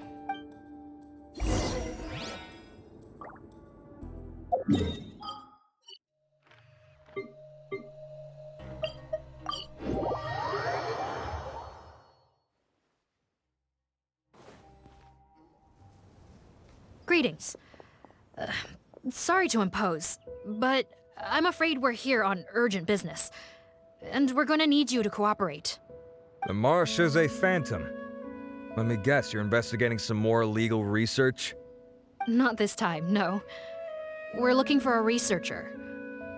Do you know where we might find Mr. Rawat? Rawat. Oh yeah, Mr. Handsome, right? He actually doesn't work on site here very often. There's a handful of researchers in the nearby area who know him pretty well, though. You can see what they know. Just a handful? Paimon figured he'd be the most popular guy around. Well, I guess you could say he's popular, at least on a superficial level. He's blessed with good looks, so he tends to make a good first impression on people. But in all his time here at the Fontaine Research Institute, I don't think he's ever had a—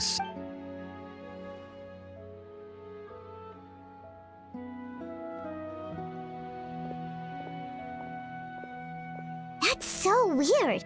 He definitely didn't come across like a recluse at that product promotion. I don't find that weird at all. He definitely didn't strike me as the kind of guy who's, good at making friends. Really? Paimon couldn't— Okay, we should talk with his acquaintances. Sure thing!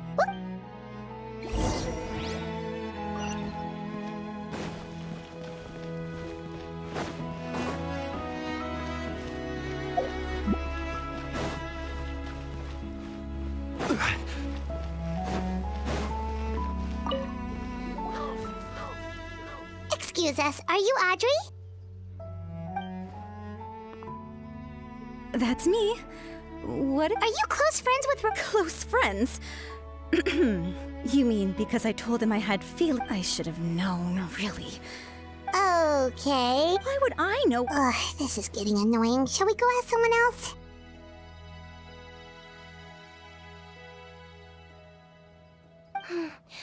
I think she knows Rawat better than she cares to admit. Maybe, but she's displaying symptoms common among people in love. It's... Oh, We're still no closer to finding Mr. Rawat. Oh, by this point, he... Danger? Wait, why are you looking for him again? Oh, that's right, yeah! The Marechaussee Phantom said that he's been... What? How has this happened? Oh, I see. Okay, but this is purely out of concern. I heard she raised him alone, that they had it pretty tough financially, and these days she's housebound to... Oh, okay. Nope, sorry. When I told him I had a crush on him, I offered to help him take care of his mother. And yeah, maybe that was a stupid idea, but did he really have to yell at me for it? Looks like her love syndrome is flaring up again. We need to find out Mr. Rawat's mother's address. Let's check with the Marechaussee officers when we regroup. Cool, sounds like...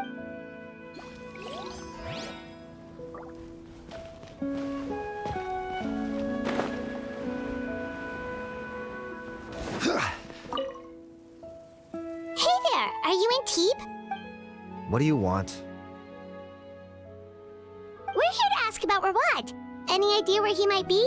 We were told you were pretty close. Close? Huh? It's been a good few days since I last saw... Would the patent in question happen to be real? Yeah, kinda. Okay, now... Most of the other researchers here focus on mechanics, energy, stuff like that, but I'm studying coatings. There's a huge... I bought his product once and noticed it contains a unique substance that might have applications in coatings too. Don't get me wrong, I had no intention of plagiarizing his work. I was hoping to get official permission to use his findings in my own research. But despite that... Huh, so is Rawat antisocial? Well, it doesn't look like we're gonna get... Wait, 1 second. Mr. Antibes, next time you go shopping, you should... Huh?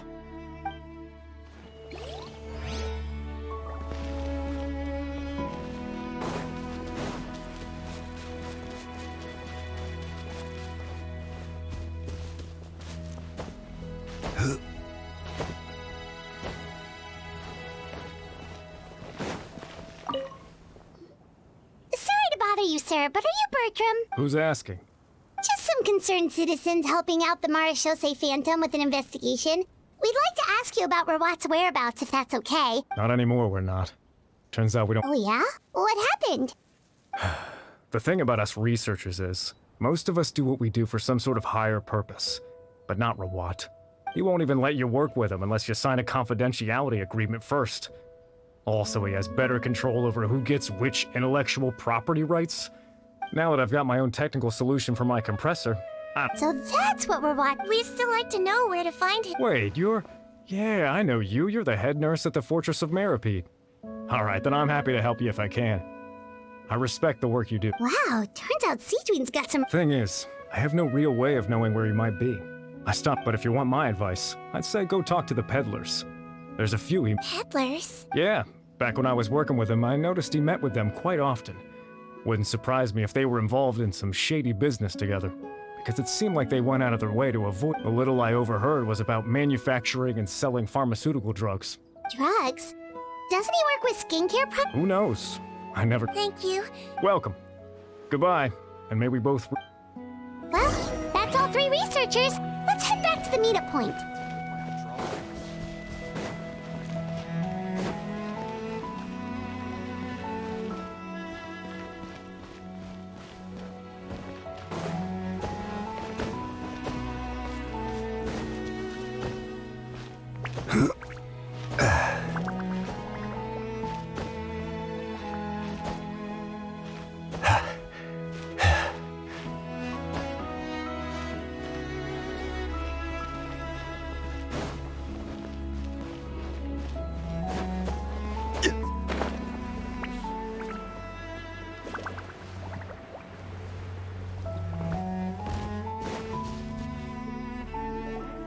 You know, Heimat started out thinking Rawat was a handsome researcher with a friendly and cheerful personality. It's such a surprise to learn that his peers have a different impression of him. So what's... A handsome researcher whose difficult upbringing turned him into a prophet. So you're... Well, his looks are kind of a big deal. At least in Paimon's opinion. How does... You can't judge a person... Head nurse. Traveler. Bertram mentioned Rawat's involvement with some pharmaceutical merchants. Do you know if he's registered any Since he was a whistleblower on such a huge case, I ran a background check on him. I don't remember there being any brands under his name. How strange. If he was so focused on commercializing his research and averse to sharing his technology, maybe he and his business partner... You think he may have colluded with the gang? Well, the crime was manufacture and sale of drugs, and that would certainly be in his wheelhouse. Isn't that pretty unlikely, though? Most children who come to me with tooth decay have suffered pain for a long time already, but they'll still try to hide the fact that they eat too many sweets. Grown-ups and children aren't so different in that regard. I saw him when he came to make his report, and I certainly didn't get the feeling that he was the type to collude with criminals. You mentioned that he comes from a poor by the time he discovered who they really were. That does make a lot of sense. No wonder he's so unsociable. In that case, if Rawat was working with the escaped inmates, they're sure to know more about his whereabouts than us. Based on the information we've gathered so far, he was last seen 2 days ago. 2 days ago? So that was the same day he reported the criminals, too. Don't worry, everyone. I believe we still have a chance. Yeah, he must have been... All the more reason to find him as soon as possible. The only... Yep. When you register a brand, the Court of Fontaine requires you to provide a legal address. The one Rawat wrote down was in the outskirts of the city. That should be... Okay.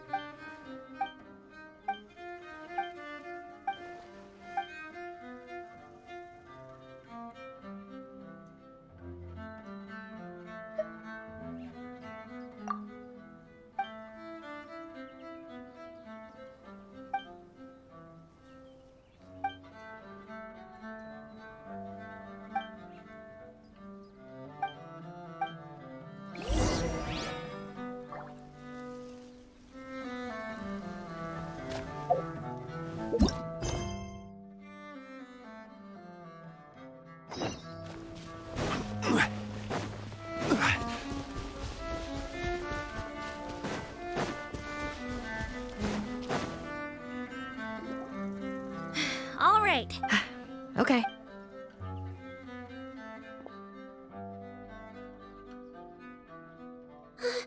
Sounds like whoever's inside has restricted mobility.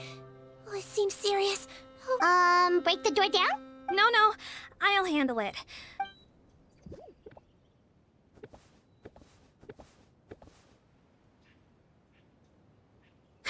Calm down.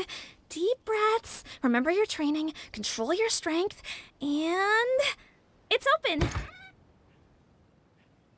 Seath, take a few people and lie in wait. Keep your eyes peeled for any activity around the house. The Traveler...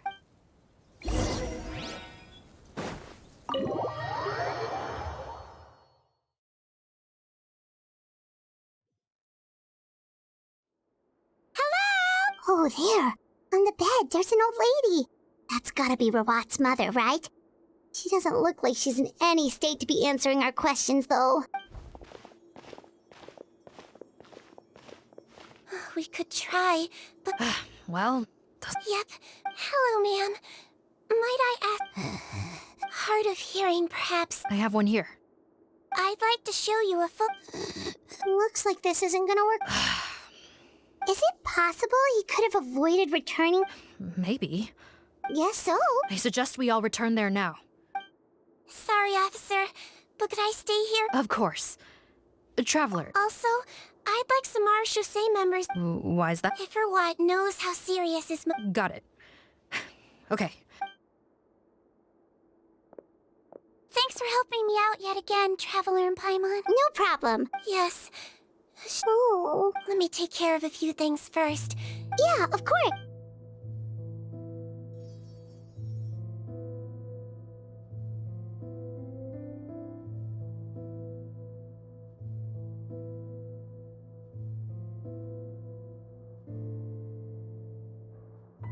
I can tell that her family has tried a lot of different treatment methods, including some very expensive medicine. Sigewinne. Yes, in Melizine's eyes, a human's birth, aging, sickness, and death, but human medicine can defy that law to some extent. In that sense, it is a science of miracles. That is why I became fascinated with it in the first, but it was only after I truly became a doctor that I realized miracles don't always happen. Even the greatest doctors cannot cure all disease. Don't worry about me, Paimon. A doctor's at the very least, I can lower her fever. Yeah. Oh, her fever is getting worse. Sure, we're on the case.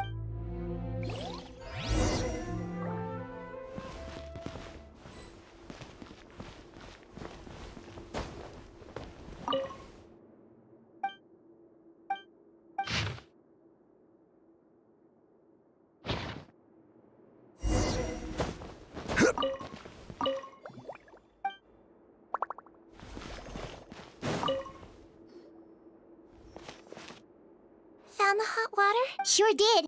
Judging by this journal, it seems like Rewat has a private... Oh, that's great news. The wet towel is ready. I'm giving you another injection. Are you feeling better now?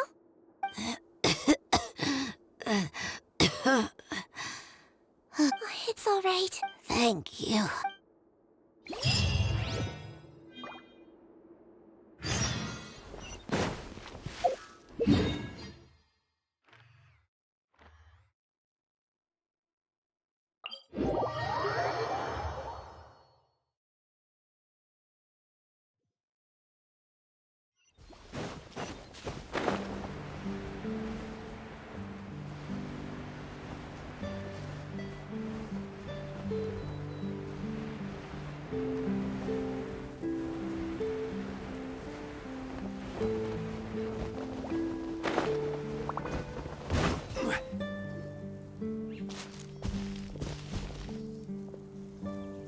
It's Officer Mark.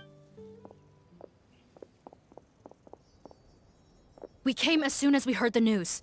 Don't blame yourself. There's a mechanical door over...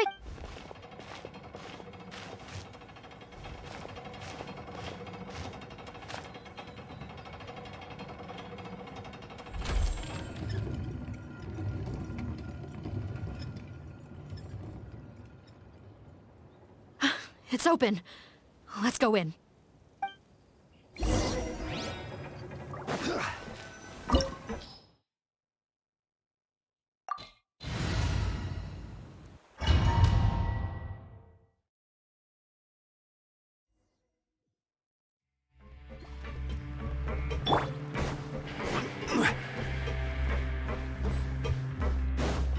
How did they get in here? Captain, up ahead! Those look like our fugitives! So they found this place too? Don't let any of them escape!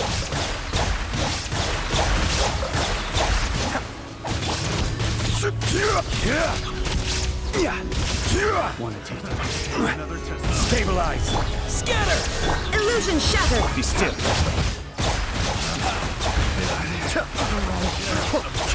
Hammer.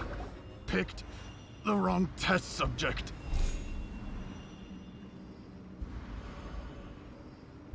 Captain, according to our list, many of the fugitives aren't accounted for. There may be a...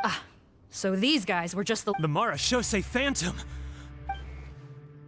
Wait, it's that guard from the fortress! That's right, I'm on your side. I mean, the Duke sent me. What's the... Mr. Odilon, didn't I tell you a few days ago that you need to stop... well... Officer Morgan, this man is an imposter. The real Mr. Odilon had— What? Looks like the head nurse was right about the face-swapping method. Arrest them all! DuPont, stay here and keep guard. And watch the exit. Got it.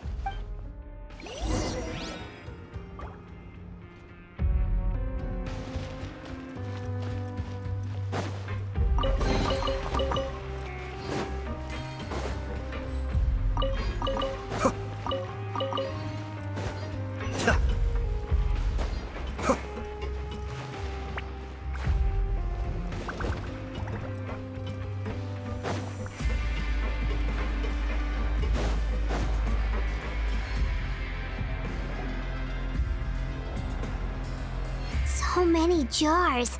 Was this some sort of production? This scent. It's probably the ingredients used to make butterfly dew.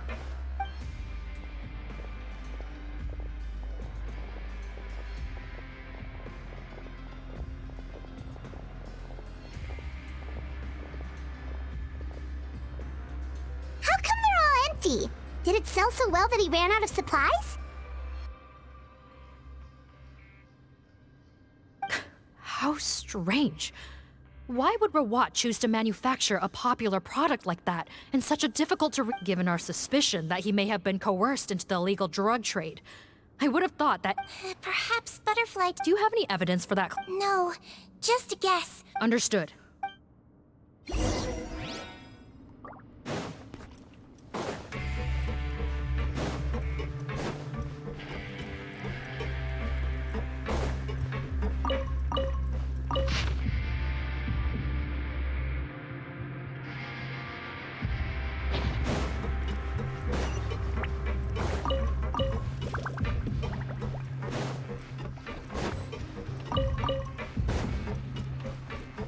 Doesn't look like we're gonna get this door open. Let's find another way around.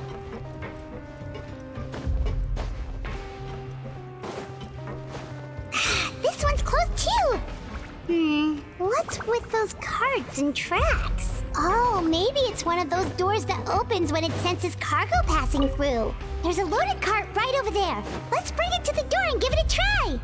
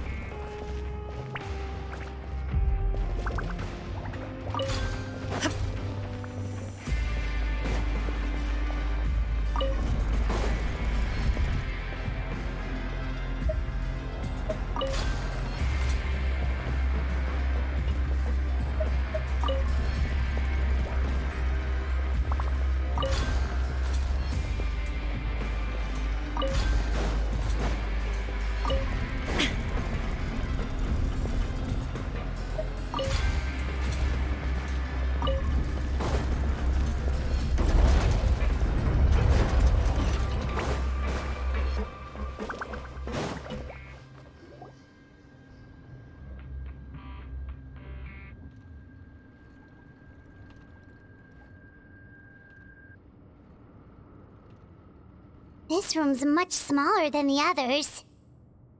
Judging by the implements on the table, this looks like a potion making. Head nurse! Over here!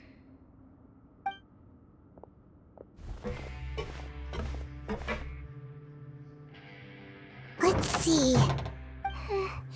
Yikes, Sigewinne! Oh, what a tragic way to go.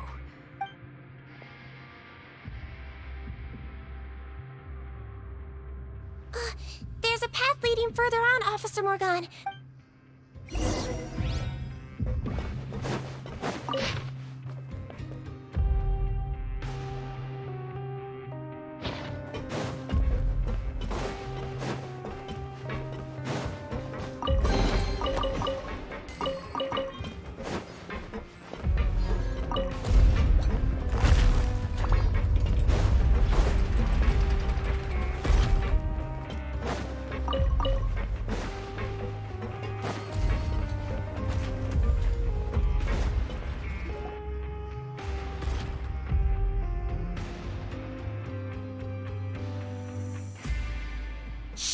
There's a whole...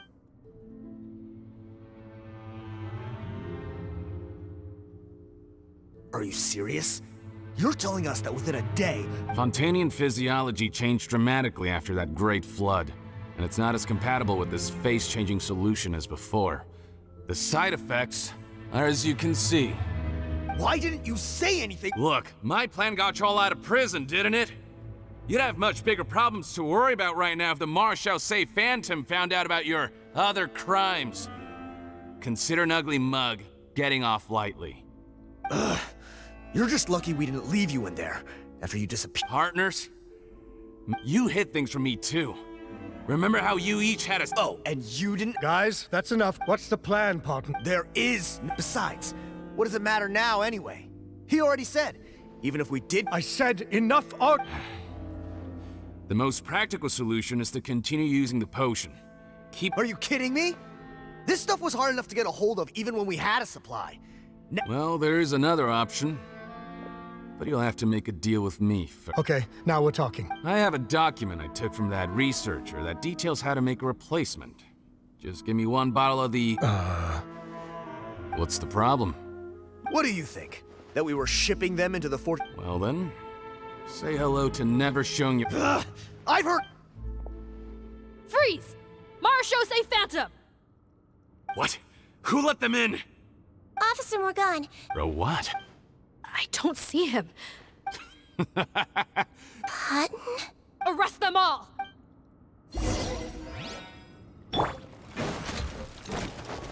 Gather! Scatter! Cascade!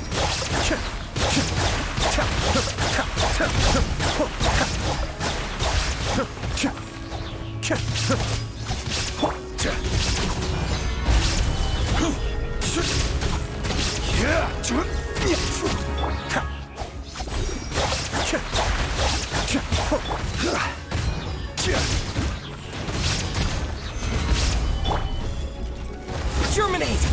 There is no escape!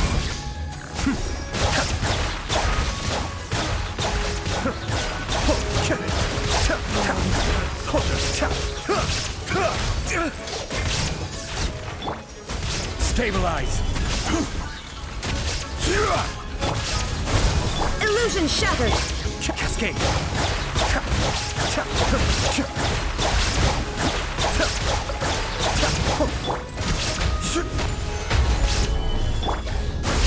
There is no escape!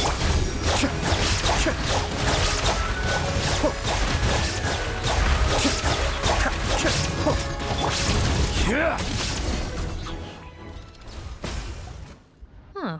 Gotta say. Some patients respond better to a more aggressive... Captain, we finished the head count. Over there! The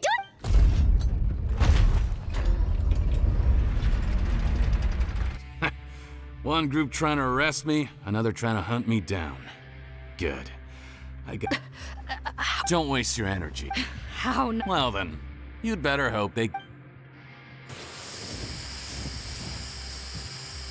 There's some kind of gas leaking from the pipes. This is our distribution center, where we store the product derived from our source solution. The pipe network here was designed to emit a gas. Why would you do that? Oh, please. If they... He's a maniac! Come on, we gotta find a way to... Go ahead. Struggle in vain. Are you sure you're ready to leave, Potton? You can't cure my face. And what if... Nice try. You're just trying to stall me. Don't you worry about me. I'll find a way to cure my face once I get out of here. Oh, I doubt it. What? The key component of the face-changing potion is the fluid left behind by dissolved Fontanians. It might look like ordinary water, but it has before the flood. All Fontanians were oceanids. Physiologically speaking, a potion made from that fluid could dissolve and reconstruct the face of a Fontanian. Theoretically, it could give, but since the flood, Fontanians have become true humans. Are you saying this potion is made from Fontanian? How could you know all of this? It also means that I have a formula you're unaware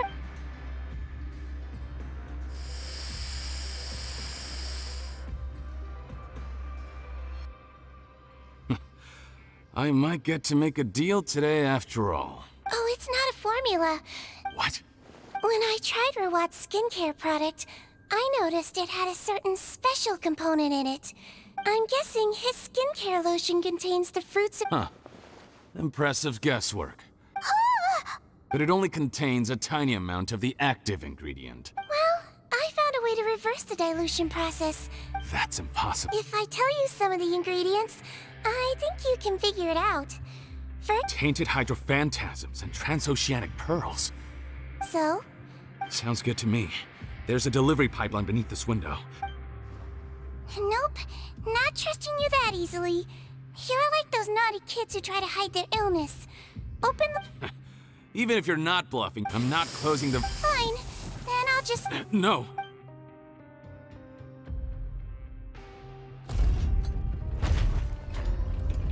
It's open! Disable that sluice gate! Jump! That's more like it. Head nurse, there's too much poison gas in here. We have to leave.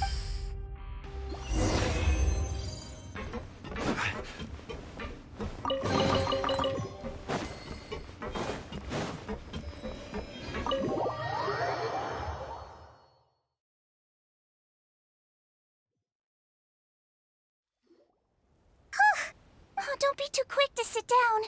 Moving around a little will... Same goes for you. Flying fast is pretty tiring too, actually. Anyway, that's not important right now. Shame I ended up giving the improved version to Potton after finally... No, please don't. Hyman doesn't want to use that stuff anymore. Still, it was a... Yeah. Head nurse, I've done a final head count of our team in the criminal... It's a shame that we didn't find Rawat. What a horrible bunch. Especially the... No, we wouldn't. I always keep a whole bunch of antidotes on me for emergencies. What? Then why did... If this is true, if he changes his appearance and flee... No, you don't understand. What do you mean? We gotta hurry.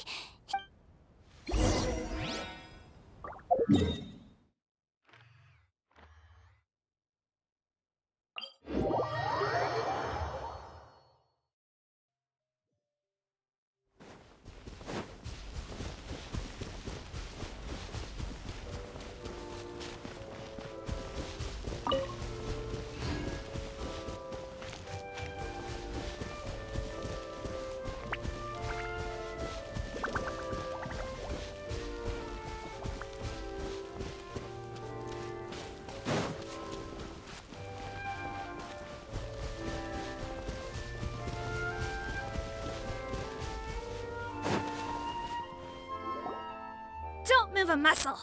I might be short, Captain. You're just in time. While I was lying in wait, I spotted this crook snooping around, trying to... Oh. Are you... Potton? What? This is how Potton looked before his face was marred. Wait, so what's going on? Wasn't the whole point of the potion to disguise himself and escape Fontaine? Why would he change... Enough of this nonsense. You better pipe down. To heck with it. He's gotta be lying, right? Forced against his will. Heck, when I was being coerced, everyone thought I was colluding of my own free will. And then when I actually became a criminal in my own right... Amazing what a difference a handsome face Save... You want an explanation? tell it how it is. When I was just potting, Ew. women despise me. Collaborate? My peers scorned me. Mr. Potton, was it? I'm most interested in your research. Consider my offer carefully. I doubt you'll find other investment. Only villains would. You want out of the game? Forget about it. Turns out, I slipped up a little. Left your picture with some Marechaussee Phantom officers. Easy. So I suggest you put any thought. There was no way out for me until Mr. Rawat, I became popular with this new potion you developed is fascinating. Genius, in fact. Would you consider working with me? My peers looked up to me. I'm very interested in your research, sir. You must no doubt have offers from countless investors. And the villains even began to fear me. Becoming Rawat showed me but I did not hold a grudge. After all this or so I thought. But alas, Mother, I'm back. How are you doing? Who are you? I bought the best medicine Mora could buy, but nothing would cure her illness.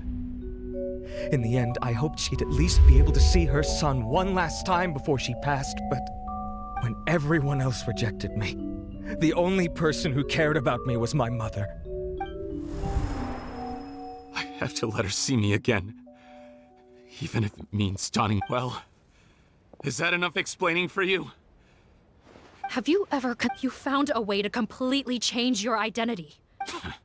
Why would I want to give up on such a lucrative business? So you kept being a villain? You have no right to judge. You. Honestly, I don't. Don't humor me. I didn't know any. I had to confirm my suspicions. Are you kidding me? A young, promising researcher and a wretched criminal? Well, there were no visual clues. This potion's face-changing effects are very powerful, but I believe I understand human. Fundamental qualities, huh? Most people probably don't know this, but you use it yourself, didn't you? Sigewinne? Yes, you're right. It was either carry on living in the gutters as part of an. So you see. That's not important right now. Huh? Head nurse. Don't worry. He was willing to risk sacrificing his only. I see. So before you arrest. All right. I understand.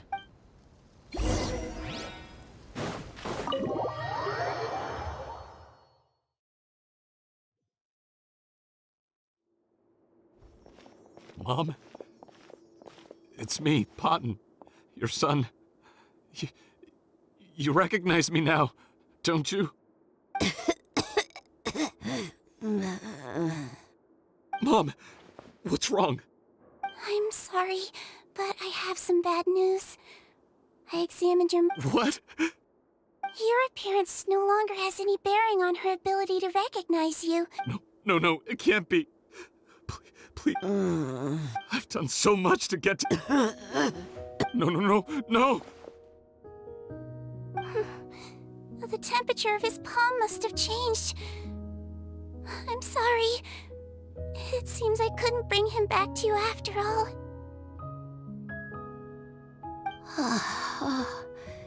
It's you? Oh, of course. Mom! Why were you... No more questions, Potton. Mom! I'm sorry to say this, Potton.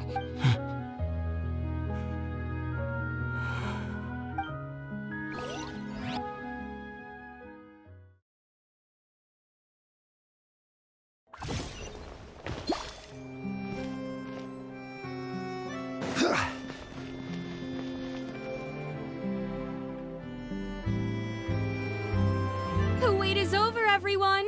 The sale of our new skincare product, Romaritime Essence, will now begin. Another skincare promotion! And it's selling as fast as last time. Wonder what people would think if they knew what was in the last batch. Oh, Sigewinne's here too! Hey, Sigewinne! Oh, Traveler Paimon, hello! hope you two got a good rest yesterday after all your hard work. Of course! Nurse's orders, right? Anyway, are you here to take notes for your next article? Actually, I'm mostly here to help Officer Morgan wrap up yesterday's case. Ah, that reminds Paimon. That stuff sold like crazy, didn't it? Is it gonna cause huge problems? Nope, there's nothing to worry about. Unless modified, Butterfly Dew is an excellent skincare product that's completely safe to use. Besides, officers have already retrieved all Butterfly Dew purchased on the market. Now it's just a matter of disposal. After consulting Monsieur Nervulette, I came up with a way to neutralize any harmful effects, so it'll evaporate naturally without polluting water or soil. Wow, it's Sigewinne to the rescue again! Thank you for serving as our consultant, head nurse.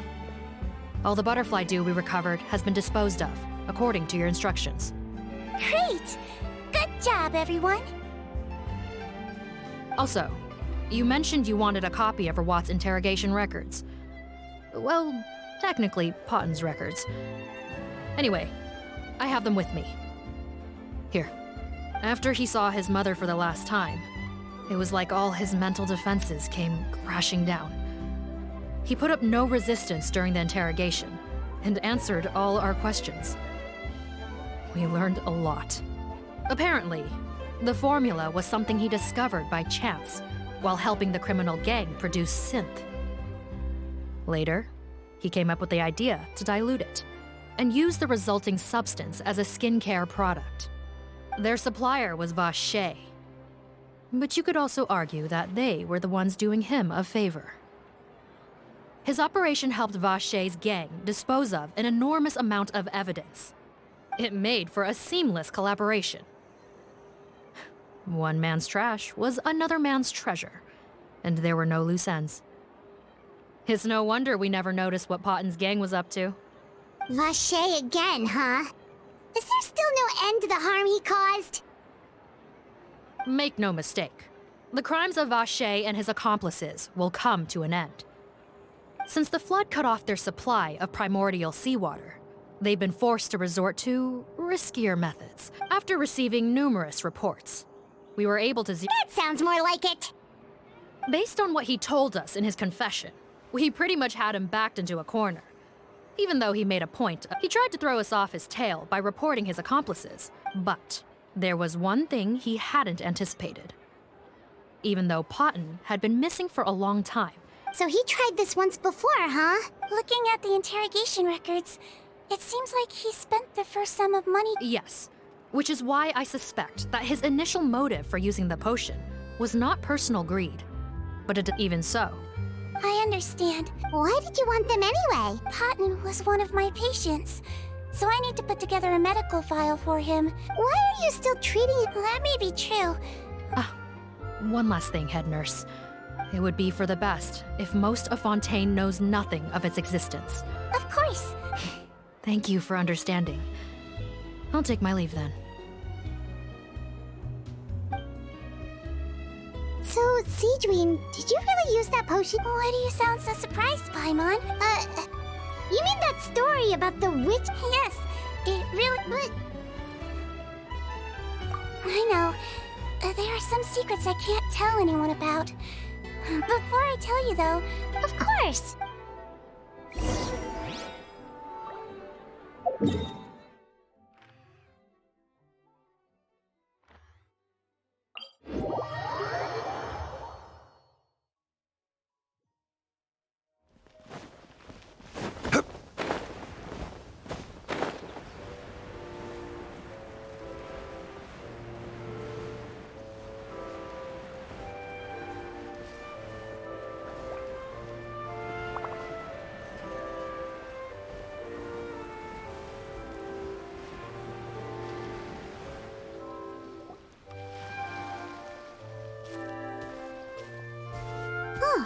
Nervulette and Risley, they're here too! Good to see you, traveler. Paimon. I trust all has been going well for you? Big news, everyone. Is that? Why wouldn't they? Ah, yes, you're quite right. After reading the Maréchal Phantom's reports, take note. That, my friends, is how Monsieur Neuvillette shows that he cares. We're both here So the old friend she meant... Oh, sorry. I doubt she considers that title to be... Indeed. In fact, I believe Sigewinne would take it as a sign of affection. She has spoken of this doctor on many occasions. In those days, many people harbored prejudices against Melusines. She was the only teacher willing... Wow, it's really nice. Younger colleague. Well, that might be true for the Udex, but I'm not sure. Sigewinne served a sentence in the fortress of Meripede hundreds of years ago, and after she did her time, she decided to stick around. She's been an integral part of our administration ever since. Strictly speaking, the head nurse has been around longer than most people in the fortress. She served a sentence? Yes. Long before I became Udex, there was an ancient law in Fontaine that Initially, I and most researchers believed this law to have been imposed due to ethics, but now, it seems more likely that the law was nothing more than an insurance policy, a way for Egeria to ensure that her people would remain insulated from the truth, thus enabling them to... Ignorance is bliss. Sigewinne had her reasons for choosing to obtain a human form, but the act was... Could you tell us a little bit more? Certainly. Sigewinne does not object to her close friends.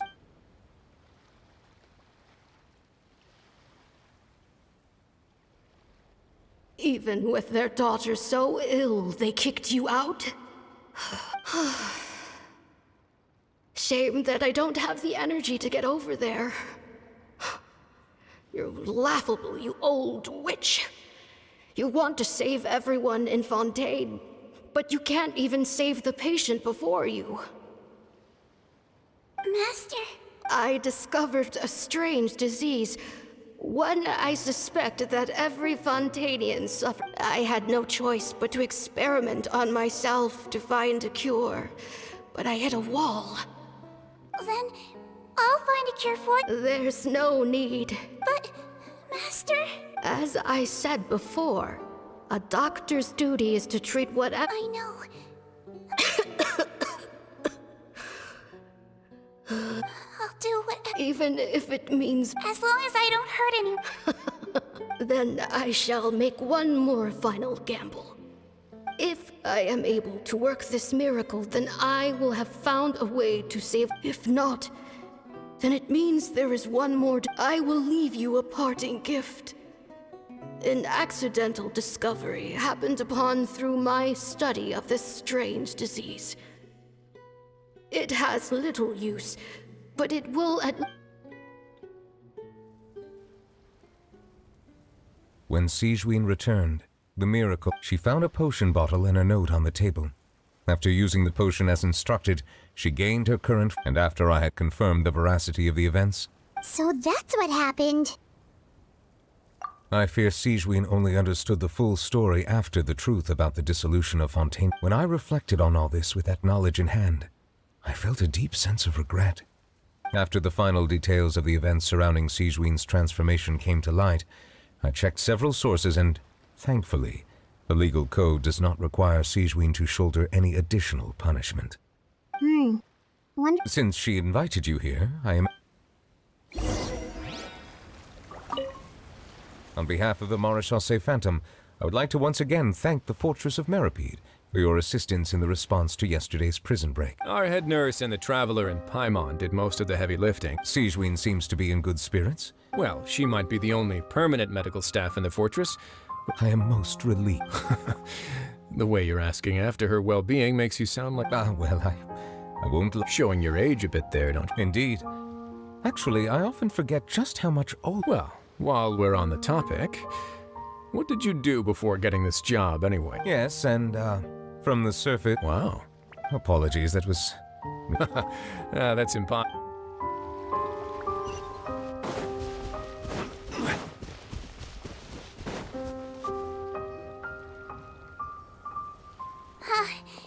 You're here.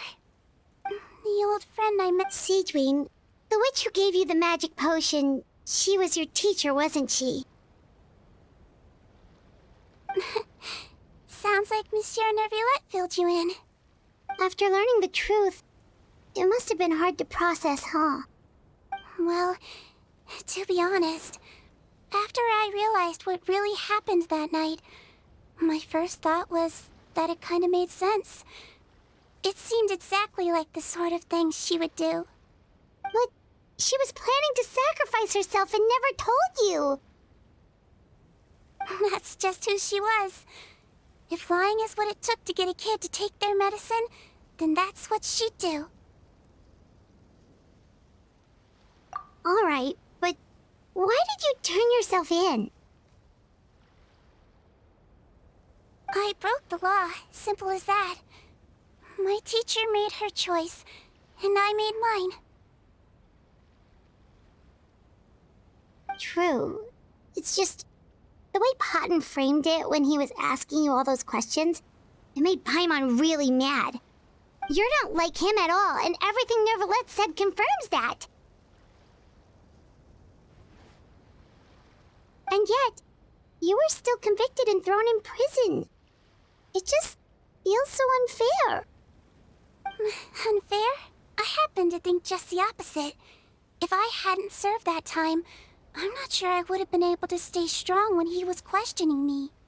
What makes you say that? I knew you'd be curious. Let me tell you a story.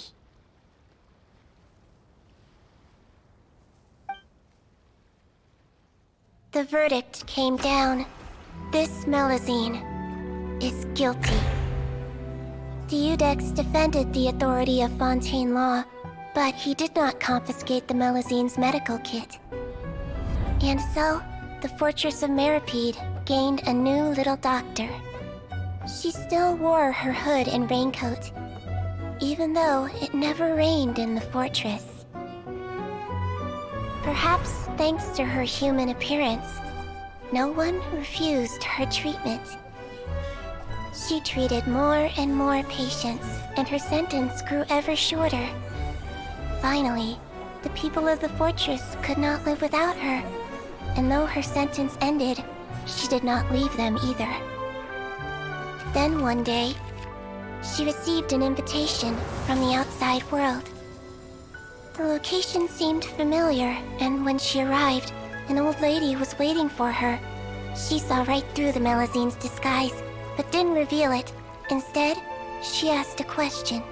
Tell me, why do you think you gained the respect of so many people, despite being a Melazine? Because I look like a human? It's been 50 years, Sigewinne, and you haven't aged a day. I think everyone knows you are not human. I finally found you, after all these years. I still remember, you know. It was you who saved me that night. But how? I was no longer a Melazine by then. Does it really matter if you're human or Melazine? I remembered the warmth of your palm. It's quite unmistakable. And you know what? It hasn't changed one bit. You don't have to hide anymore, Sigewinne. These days, everyone wants to make friends with Melazines. And I think that it's all because of you. I'm sorry I couldn't say this until now, but thank you, Dr. Melazine. Now that's an ending Paimon can get behind. After hearing everything Potton said, I wanted to tell him that it didn't matter. I tried to treat him, but the roots of his problem had nothing to do. I understand. Thanks, you two.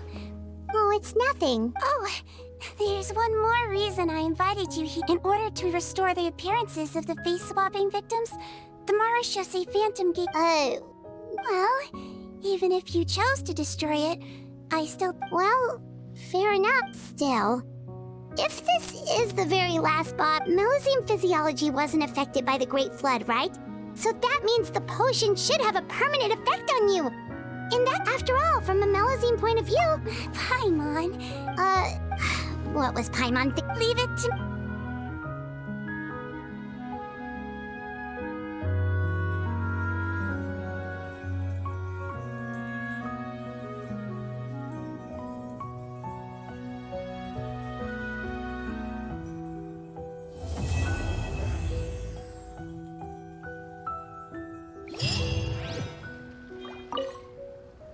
like to stay here with...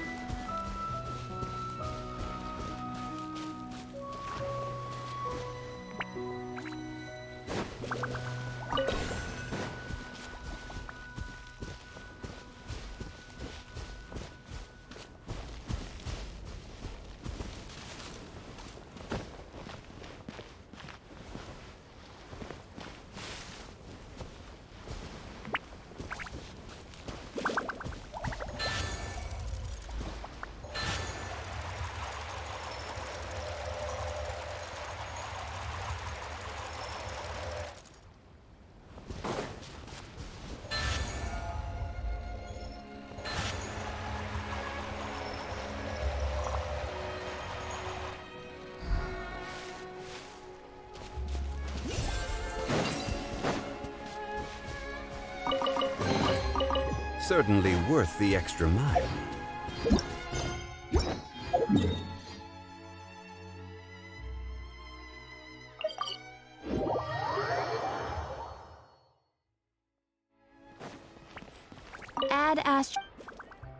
Thank you for